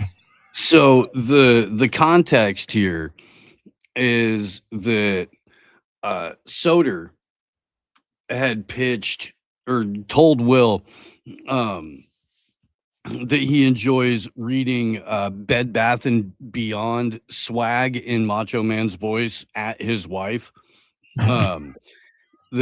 because after all of the years of them being together and him doing voices, one of the things that still makes her laugh, Nice. and just a little sassy nonsense, but doing it in a macho voice, and also doing Charles Manson quotes in a Macho Man voice because they're perfect. It's like a perfect promo. So Will goes, I would just read random shit in Andy Rooney's voice. And he used to piss off my wrist. So now they're on to Wrestling All-Stars reading Andy Rooney quotes. This is Okay. where we're at. Okay, I mean, hang we on. could easily do Hogan and Macho doing Andy Rooney quotes. Yeah. Gosh. Everyone wants to live on top of a mountain. Yeah. But all the happiness and growth, it occurs while you're climbing it. Yeah. Tell them, Hulkster. Well, let me tell you something, dude. It's paradoxical, brother, that the idea of living a long life appeals to everyone, but the idea of getting old doesn't appeal to anyone, dude. And if you smile, if you smile when you're alone, then you really mean it. Yeah, dig it. That you got that right, Macho. It's best to give advice in only two circumstances, dude. When it's requested and when it's a life-threatening situation, brother. I've loved the opportunities. I'll never lost. Someone will take the loss. You miss. Well, the federal government has sponsored research that has produced a tomato that is perfect in every respect, except that you can't fucking eat it. We should make every effort to make sure that this disease, often referred to as progress, doesn't fucking spread. Yeah. Oh, hell yeah. Everyone knows that the best classroom in the world is at the feet of the elderly person. Yeah. Respect your elders. How about Arnold? Oh, yeah. Yeah, did you ever hear one of these corny positive messages and there's someone's answering machine? Hi, it's a great day and I'm out enjoying it right now. I hope you are too. The thought for the day is to share the love. Beep. Yeah, this is a VD clinic. Yeah. They go. Speaking of something positive, your test is back. Stop sharing the love.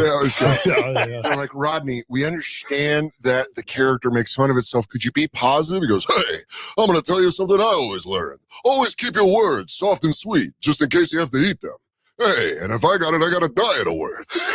Yeah, my diet's all words. My wife uses fabric softener. I never know what that stuff is for, Then I noticed women coming up to me, sniffing, then saying under their breath, married, and they walk away. Fabric softener is how wives mark their territory. We can take the ring, we can take off the ring, but it's hard to get the April fresh scent out of your clothes. Oh my God! You thank God bless R.I.P. Andy Rooney. He had some bangers. He could have written. Not rest in peace, Charles Manson. No, I love it. I love That's beautiful. It reminds me, years ago, I put out an audio with no explanation. I just played it over and over again on my little stream of Charles Manson and George W. Bush, right? And what it is that the sound was so close and their cadence was so close that nobody could separate them properly in their quotes. I kid you not, that I put together. So it was like, oh, that's Bush. Nope, that's Manson. That's Manson. Nope. They could not sort out the two of them. When I just strung it together, I had about 45 minutes of them together, which I put out with no explanation, and people kept asking me who it was. So it was hilarious. And then when I told them Charles Manson and George Bush, now figure out which is which, nobody could do it. So I love that. And I love how that guy's Macho Man impression is about the most dead on one I have ever heard, man. That's the best. Hell yeah.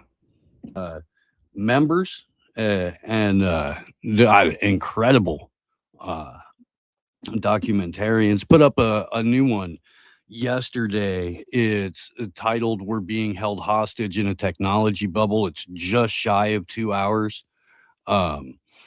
If when you get a chance, take a look at that. I would like to be able to do the same at some point. It looks fascinating. I have a back catalog of like 800 hours of True Stream material specifically.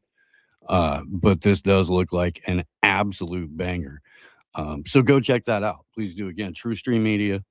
We're being held hostage in a technology bubble. Let's see. The show that you're watching is entirely viewer supported. We take no dollars from advertisers or sponsors. So if you like what you see and you want to keep seeing it, by all means, utilize the direct donate links in each and every description. And hit the like button and share the show out there. Yeah, get that out. Let's see.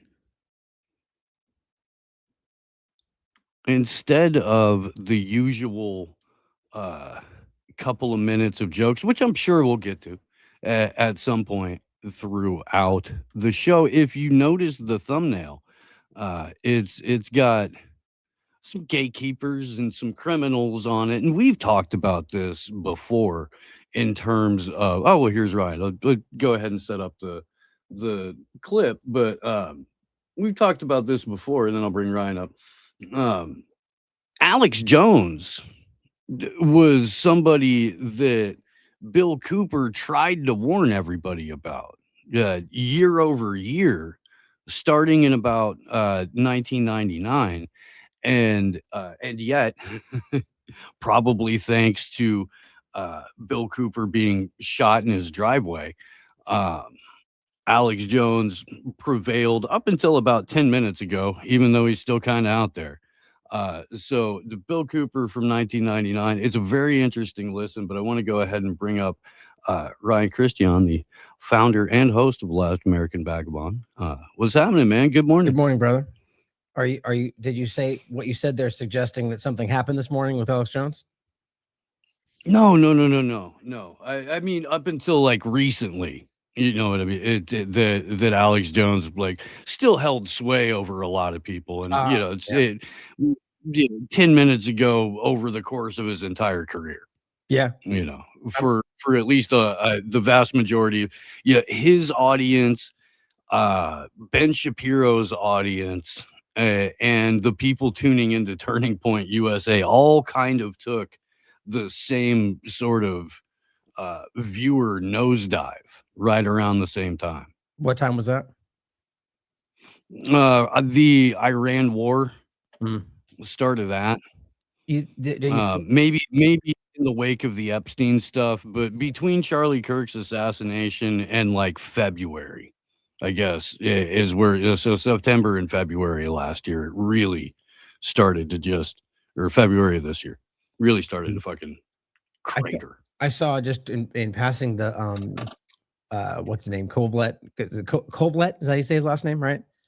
That he Kovlet, yeah. That he was saying, you know, I think, you know, at least as I remember incorrectly, that Kirk would have, you know, like secretly told him that he didn't like Massey or whatever. You know, it feels so incredibly, you know, even, I mean, at least in my experience, at least what I can see being pointed out more by people on the right, that what they're doing feels weird and slimy, and, you know, it's obvious. And as well as the fact is what we all talked about is the group. I mean, what did we all say after that, or at least in our circles of conversation, that we were waiting to see a few things, whether funding flew in from Zionist people, which it did, and whether people ended up taking over the show, which had representation or influence and interest with the Israeli, and it did. And now, you know, they're like Israeli intelligence connection to the people that are sitting in that room. You know, it's just like, I don't know how in the world you can ignore how obvious that is, you know, and then, you know, and you should be going back through all the information if you care enough about, you know, what actually happened in that story, but be prepared to never get all the full answers, because that's how these tend to go, about what actually happened that day, you know, and how obvious it is, the lack of follow-up. And you guys all know this, you know, the crime scene, everything, you know, how we don't know. And I mean, it's objectively clear. That's not how that's supposed to go. There was no real follow-up. There was no real discussion. Like, that's just it. And ask yourself with the person, it's, you know, with the people involved. Like, you look at any number of these things, whether it's Butler or Kirk or anything, you know, it's like there's just this weird progress of how these things go forward. But if it's something that's all propagandized, it seems to fly through the story And, it's everybody knows and sees this stuff, but it's just so vivid and clear right now. And the question is always is why now? What's happening now? What's the difference? I think we all have our opinions on that. Right. And no matter where you fall on,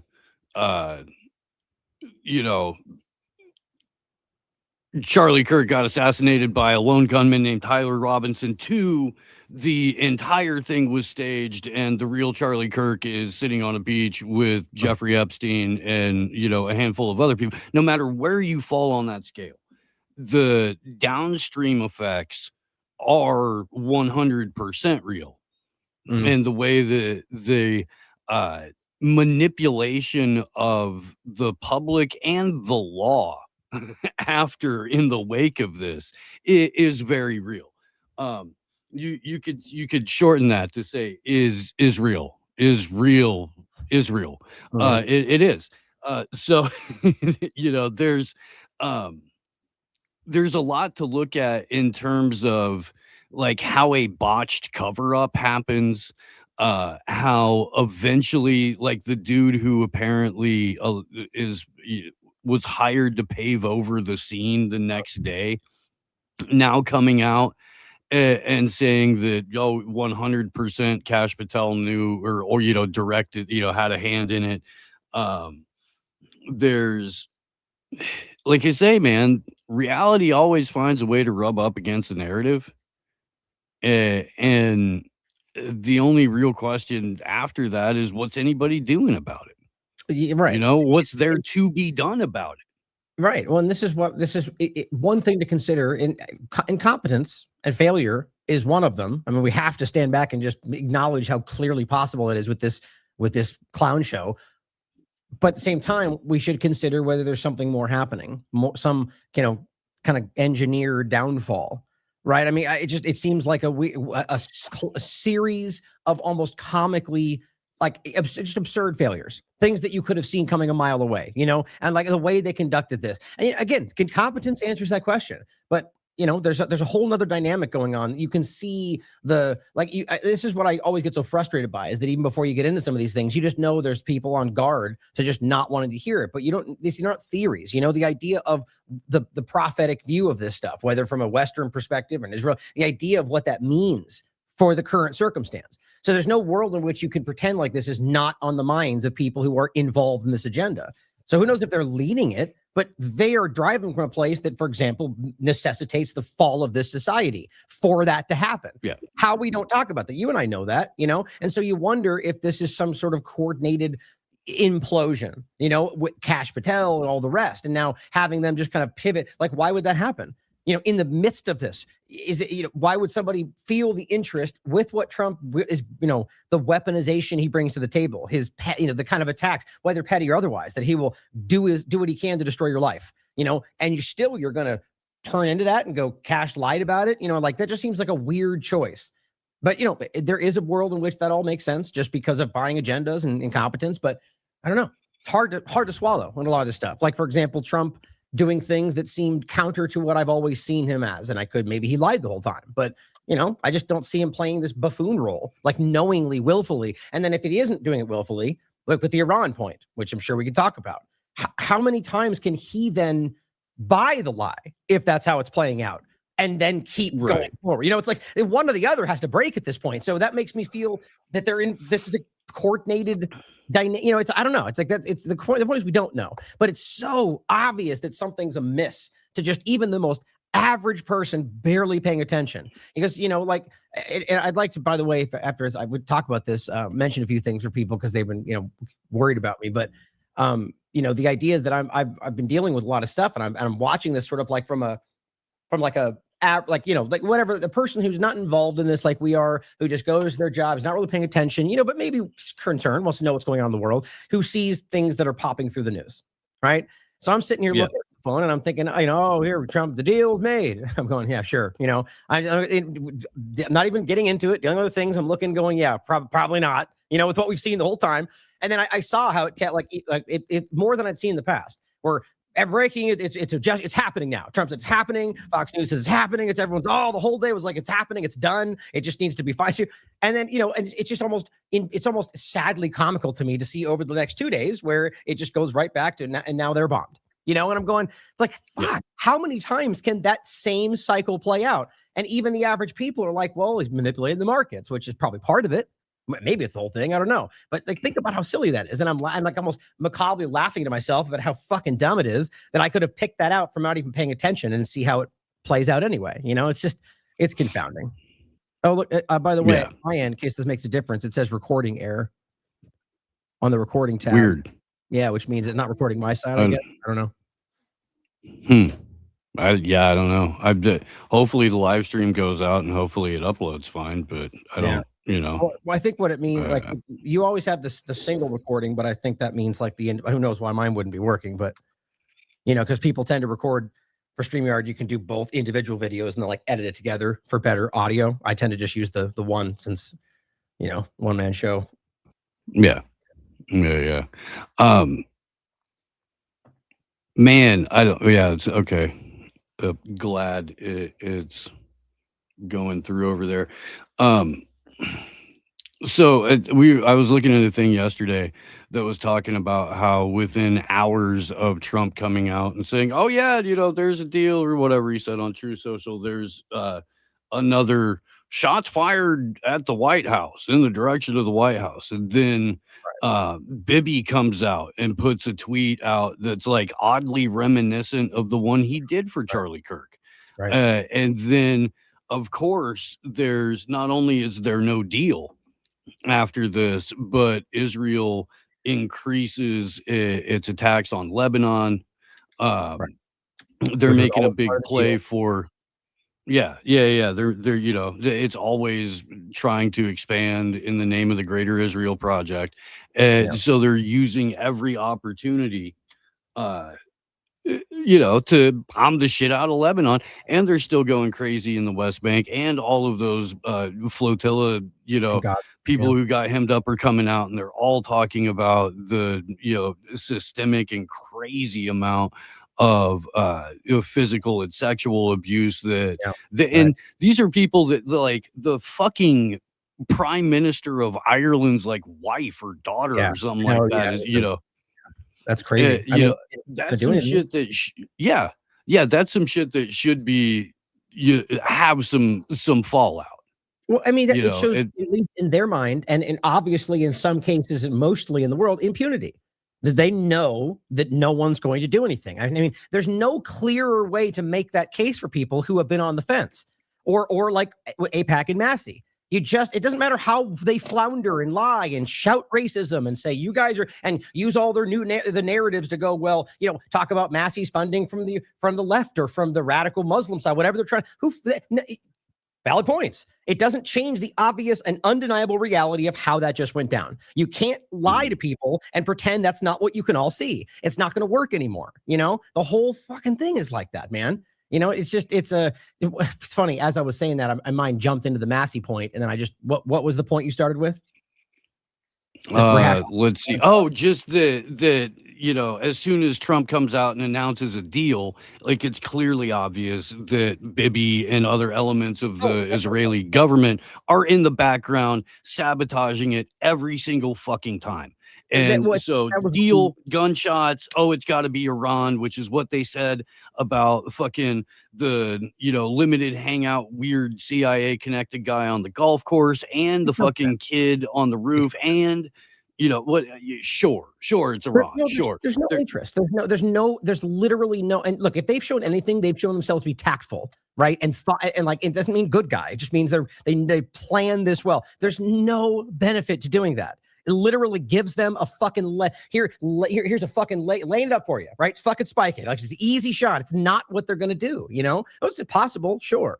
But the point you bring into it, which is not in addition to the whatever we else discussed about the deal, is that there's these important points to see of Israel. Like you could consider, one thing I have considered is that Trump is genuinely like trying to find a way out of this, which doesn't include Israel. Like this is my point.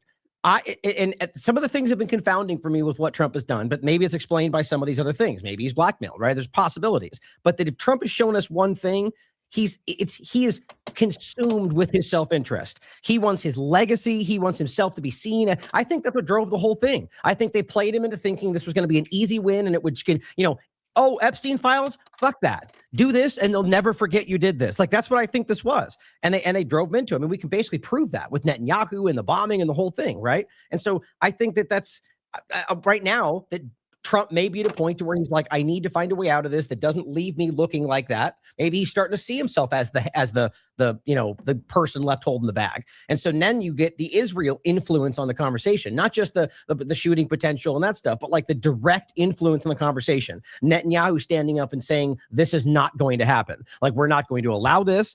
Lebanon will not stop. And you have to remember, Iran said right in the beginning, like even before the fake ceasefire that doesn't exist because they broke it right when it started, and Iran has always said that, it was clear that U.S. is part of this. No matter what happens, because this in the past, it always goes this way. Trump will back away and act like he's not involved. Doesn't matter. As they said, no matter what you do, you are involved with this as long as we're being bombed by one of you. And that's what they did. And so now you're fucked. You're stuck in this, and you're failing, and you're losing constantly. The Strait of Hormuz has been turned against them, right? They are losing dramatically from this, and so I think that's where we're at, is where Netanyahu is just literally stepping in, acting like, remember they already said this is America's war. We're not even involved yet. Somehow he can dictate the outcome of the ceasefire, and I'm sure your audience sees all this, but fuck, it's just very, very clear that this government is controlled, at least right now, by a foreign power. We can't mince words about this anymore. And that doesn't mean every single piece of it. Like, back to the Massey point, what somebody brought up, in these debates, and, instead of arguing or like pointing out the obvious of Israel influence on, through AIPAC on that election, it becomes that you're arguing that AIPAC controls everything everywhere. Hey, that's a valid point. We should maybe look into that. Maybe that is the case. What I'm arguing is that AIPAC very clearly, without question, influenced that election with Massey. Right. And so that's a fact. And I think you can prove that. But instead, to argue against it, they spin it out into that you mean everybody everywhere all the time. That's the only way they can make that argument. And it's not the truth, because you can argue that there are people that at least appear to hate Israel that in some cases won their elections. Maybe that's because they're a dark horse. Maybe it's because they can't do everything all the time because they're not fucking magical, but it's clear that it's happening, Yep.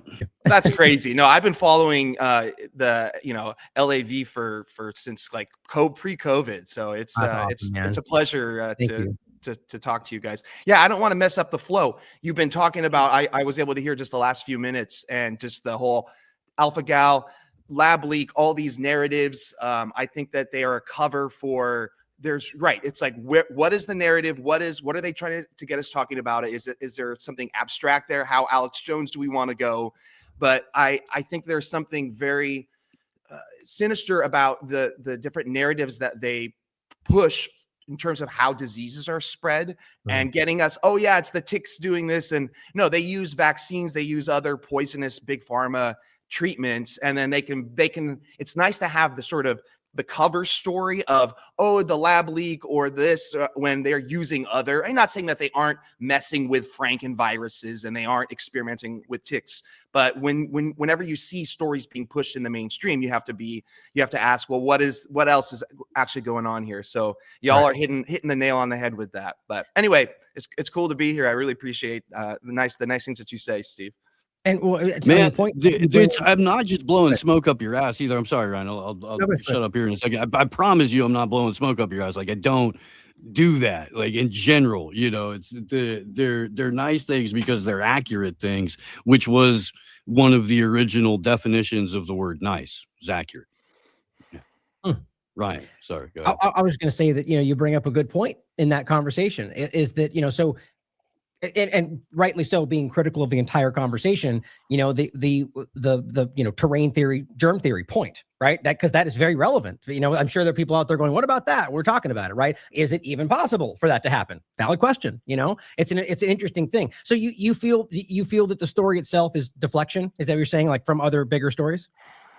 Are you talking about the Alpha Gal thing in particular? Yeah, or I mean any of it, but that's what we were focusing on is sort of like the tick, because I think that there is, again, to the point of whether or not it's even possible, like that there is something, there's research there, gain of function, they worked on these ticks at Plum Island stuff. Like I think there's a story there, but I don't think that the way it's being pushed into the consciousness today feels genuine. Sure. So, but I could be wrong, so I was curious if that's what you were saying, because I'm very skeptical of it. Yeah, I mean, I think that there is a point to be made about what you were saying, the push away from the meat consumption. And then I could see kind of like the peanut allergy on the plane. Be like, well, we can't serve meat because there could be someone with alpha gal and they'll get it in a particle, and so they'll use that as if it gets more common or prevalent. But it just reminds me of the whole COVID. I know it's hard. We keep coming back to that, but it's the big one of our time. Before that, it was, we were talking about swine flu and Ebola and Zika and all these things that they recycle with SARS too, right? They did the whole SARS thing before they did the COVID thing. They needed a new they just recycled these memes and these motifs or whatever. Once we forget, but with COVID, if you go back to that time, I know it's hard for a lot of people, and that's how they get you, is they traumatize people with news and everything, and then you create this one version in your head, and then the fact that you have to then go back and revisit, you have to relive the trauma. In other words, it makes it very hard to go have an objective look, and they did it really hard with 9/11, where they traumatized everybody, put those pictures of bin Laden on the screens, everyone made up their minds, and then having to revisit all that, they have to revisit the pain that they felt that day. And not everybody really has the emotional capacity to be able to do that. So with COVID, they did that, I think, successfully to the conspiracy theorists and the normies at the same time, with this dual paradigm of the lab leak versus the wet market, right? So they gave us early on, January 2020, this, here is the lab leak thing for the normies to consume. And then here is the lab leak hypothesis. Again, not saying that they aren't messing with viruses and Fauci isn't guilty and Wuhan and all that stuff that they're doing. That's crazy, mad scientist shit. But I think the idea of a pandemic, or again, like you were saying, germ theory versus terrain theory, the idea that they could create a virus, whatever you want to call it, whether or not they exist or whatever, some pathogen that could then sweep the world and survive long enough so that it doesn't just kill the host direct completely, right? So you can create a pathogen that will kill and could even spread, but if it's too deadly, it kills people, then it can't spread anymore, right? So Mother Nature, God, whatever you want to, whatever is running things here, it doesn't tolerate this kind of fuckery, right? Does not tolerate these Frankenviruses. And the notion that we have the ability to create a virus that could, has been in a million science fiction movies, stories and books and movies. I don't think that that's entirely possible the way that they are saying. And so they have to keep that idea alive, whether or not it's a virus or whether or not it's a tick. The notion that, the scary scientists are creating things and it will do this nefarious purpose. I'm not sure how real that is, but what is real is if you inject something into your body, you're going to hurt yourself. Or if you're go back to the hemophiliac treatments from the 80s, the Factor 7 Bayer scandal, where they were able to, the contaminated blood products. And that is how, quote, AIDS, HIV and hepatitis C and all that was spreading. Well, that was really just people just getting poisoned by big pharma products. And they can say, oh, look, here's a viral disease that's going on. So I think that we have to be careful. And this is true for the conspiracy theorist types, where I remember just to wrap up this thought, in early 2020, when I was very active on the conspiracy theorist forums on stuff. And I just saw a lot of people being like, this is super real and deadly because they created in a lab. And I'm like, wait, I think that's another red herring. It's they gave us these two narratives, and now everyone is maintain, even the conspiracy theorists are to this day, oh yeah, Fauci lab leak, and hey, I'm all one to say prosecute Fauci, but I don't think that they created a COVID virus, whatever, SARS-CoV-2, whatever you want to call it, that then caused a global pandemic. I don't think that's even possible. So that's why they have these narratives. They tell these tick stories, whatever they can do to convince people that it's not them with their electromagnetic 5G or whatever all this stuff, that the food, the poisons, the big pharma, these drugs that we're taking. I think these are the real culprits. And it's nice for them to be like, oh, it's a natural virus and the normies will eat that up. Or, oh, it's governments and, on an island in Plum Island doing this. Again, all these things, there might be kernels of truth to them, but there's a bigger narrative that they need to maintain of deadly viruses, and going back to the Black Plague and Spanish flu. And when you actually look at these things like the Spanish flu, you're like, well, maybe that actually wasn't a viral. Maybe, these were bacterial pneumonia deaths and experimental vaccine deaths. And so this notion of viral pandemics, I think, are part of that control paradigm. That's a really interesting thought. Like, essentially, creating a dynamic, like very different opinions on both sides of that, but both ultimately then have belief in the dangerous thing. Like, so you're driving people into that control. That's a very interesting thought. Now, one thing you said there about the traumatizing you away from it, it kind of adds to that, is that, and that makes sense, that you can conduct a very obvious, clumsy agenda, but shock people to such a degree that they just don't want to review it again. They don't want to go back and live through it and care about the things you lied about. That's a you can come out and tell people that they're eating fucking babies after they rape them, and they're like, yeah, that's gross. Anyway, I got billed. And that's where a lot of people are at right now, because to address it would mean to drop what you're doing and go address it. You need to think, maybe that's why they make sure to broadcast these events. So I think of 9/11 because that's my experience, but then I think about my parents' generation. My dad always used to tell me how they rolled in the TV or whatever during the Kennedy thing. I don't know if it was a TV, but everyone was all like, he was maybe a third or fourth grader, and they all were exposed to this together and experienced this trauma together. And I remember until the end of his life, he had a really hard time. He was a normie liberal, and I would talk to him trying to basic stuff about, hey, let's JFK, maybe there was something going on there. And he had a really hard time because he would just tell about the trauma that he experienced to get a president shot when you're a young, a 9-10-year-old boy. And so they did that with the Challenger explosion, right? Getting all the kids into that was before my time. I have a vivid memory of being in second grade and them wheeling the fucking TV in, and all of us gathered around to watch it blow up.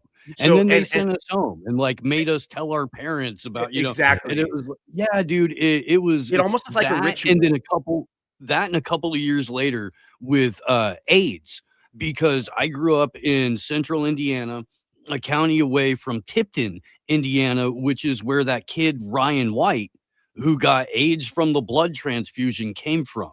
And it was hyper aggressive, the propaganda that anybody could get AIDS anywhere at any time. They hit on us because it was localized to where we lived and grew up. It was insane, dude. And bring this back around to your point too, where so the idea of the blood, again, of the mindset of the argument that this is like a fake, or like a manipulated circumstance, right? So you talk about the mayor and the blood contamination, and that being framed as something else, which is the blood contamination is a very real story people should look into. And the point is that today, and again, same point, this is not debatable. And so, I'd imagine at some point they'll apologize in 50 years, is that we know for a fact that the blood supply has been contaminated by the vaccines and at the very least, the spike protein point. That's been admitted. You can't deny it. There's been 3 or 4 studies that found it long after, months after in their blood. And I can still bring it up right now. In fact, maybe I will for the show, that the Red Cross made a point to say, we do not separate vaccinated, unvaccinated blood. And then I posted all of these studies. Well, what about this study right here that says that it has spike protein in the blood? Nobody responds, right? So so my point is, you could bring that in different directions, but to your point, maybe that is just the setup to then 10 years from now go, oh, look at this thing that's breaking out everywhere, or maybe right now. And they manufactured that to make it look like a pathogen, like you're saying. Just worth considering all those things. Either way, we know that that's part of it. And then even to the point about the terrain theory, I make this point often, is that, you know, there's a bit of a split, at least there was back when this was at the height of discussion, between whether bacteria is part of that, or, you know, whether bacteria can exist in the terrain theory model, right? But if that's the case, and some people believe that, bacteria can get you infected, it can cause symptoms, it can spread. So it's kind of a moot point, is that very well could be the very thing we're talking about. So that's why I'm glad you said pathogen, because that's the right way to look at that. But overall, that's an interesting way to see how this all could be sort of manufactured to drive in, you know, to like, because even right now, there's tons of things that I think are happening because of that problem, but they're just not being pointed to. So all they have to do is, it's like we saw during COVID. They can conflate the numbers. They can use PCR tests. They just have to amp up the awareness of the thing that's there and go pandemic. You know, they could pull that trigger whenever they want to, I think. It does seem it's the treatment. The treatment is the poison in a lot of these cases. And it just reminds me of, they've been doing this for a long time, but specifically with the polio vaccine, right? And then the contamination with SV40, whether or not you believe that is whatever, but certainly they were using monkey parts to create these early polio vaccines. And then there's the whole question about Hillary Kaprowski, who was developing these polio vaccines in Africa, and that all of a sudden AIDS shows up in all these areas where he was experimenting with these experimental injections. That's a different question. But in terms of in the States and elsewhere, when they released the polio, they were saying, oh, polio is this virus and it's causing this. What, I mean, never mind that's even that they will admit that polio is asymptomatic in 90% of people, as in you won't even have any symptoms, allegedly, if you're exposed. People think, oh, you get polio, you're done for. No, it's like a small, tiny percentage of people that will get any type of lasting paralysis. And those are the heavily immunocompromised folks anyway. And that same thing's for measles, right? Measles is actually will give you a boost in your immune system will get a boost if you have, quote, measles, which is more just like a detoxing, natural detoxing of the body. Anyway, that's a separate thing. My point is that, like with the COVID vaccine, they say, oh, you have something that's causing a sickness. And then they say, well, here's the treatment for it. And then the treatment is going to probably, some of it's placebo and not cause any problems, but some of it is going to cause other problems. And yes, and we have it was contaminated. And of course, the doctors, like people like Bernice Eddy and these other people that were actually studying this and saying, hey, we're injecting these vaccines into monkeys and they're getting cancer immediately. And what happened to, I know I tend to go off on these tangents, but Jack Ruby, who shot Lee Harvey Oswald, and he got visited by that famous MK Ultra doctor, starts with J, Jolly, I think was his name. Anyway, when he was in jail, and gave him a series of very painful injections. Jack Ruby is literally like, hey guys, he told his prison guard, they just injected me with cancer. Boom, he's dead with this extremely virulent form of cancer 28 days later after he was in there. So yeah, they've been experimenting on us with these treatments for a long time. And then it continues the cycle. Like the treatment gets people sick, and then they say, oh, you know, this, whatever. They did this with smallpox too. Going back when they did the smallpox vaccination campaigns in the 1800s, they were causing more sickness than they were, you know, it was that was the actual disease. And then they could say, oh, look at all these horrible smallpox things that are happening. It was like, no, the treatment tends to be what is the actual, the deadly thing. So the cycle can continue and there'll be different symptoms or whatever, but the idea that it's just this one pathogen causing this one thing and then this one treatment will fix it, it never has ever worked that way. And they have to keep that illusion up of one cause, one solution. And Right.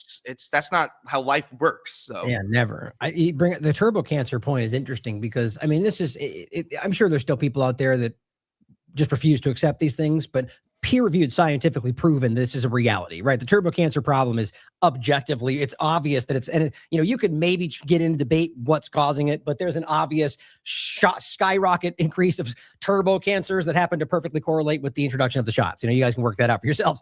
What's crazy to me is that you can see this kind of your point about like the old, like the, the cancer gun or these things that are conspiratorial, but I argue have been proven in many different ways, or like the heart attack gun. That's a real thing. Like it was brought up in Congress, but we still act like it's not real. But think about that overlapping with all of this. Like if we believe that there was that kind of a thing, then maybe that's what a lot of this was. And maybe that was, for any number of different agendas. But what's interesting is like, what comes to mind is another example. His name was Amano, I believe. He was the head of the International Atomic Energy Agency and had been pointed, the discussion, he'd been threatened by Israel, been many different, many different points like that to get into about where he was worried about things happening. And then he got cancer randomly and died very rapidly, which just seems pretty weird. That's my opinion on it. I think there was something that went down right there, but it's like, you can see these different points like that where it happens. And you just wonder whether this is a weaponized element to get people out of the way. And my point was to try to overlap it with the COVID-19 timeframe and to see these interesting skyrockets and different, like turbo cancer is one of them, but there's also these other different points. And this speaks to maybe the different lot numbers or batches rather, about different things and different experiments that might have been taking place. Cause that's kind of, I'm on my own tangent, but I kind of think that these might've been different, things that were happening in different locations, which is a pretty broad theory. Actually, it's not, I think, who was it that brought that up? It might've been Jessica, I'm blanking all their names now. Anyway, one of the people, Jessica Rose, there it was. Rose, She's the one who brought it up. Yeah. But yeah, just very interesting to see how it might connect to today. And your thought is something worth diving into for people, because I think there's weaponization of all this stuff.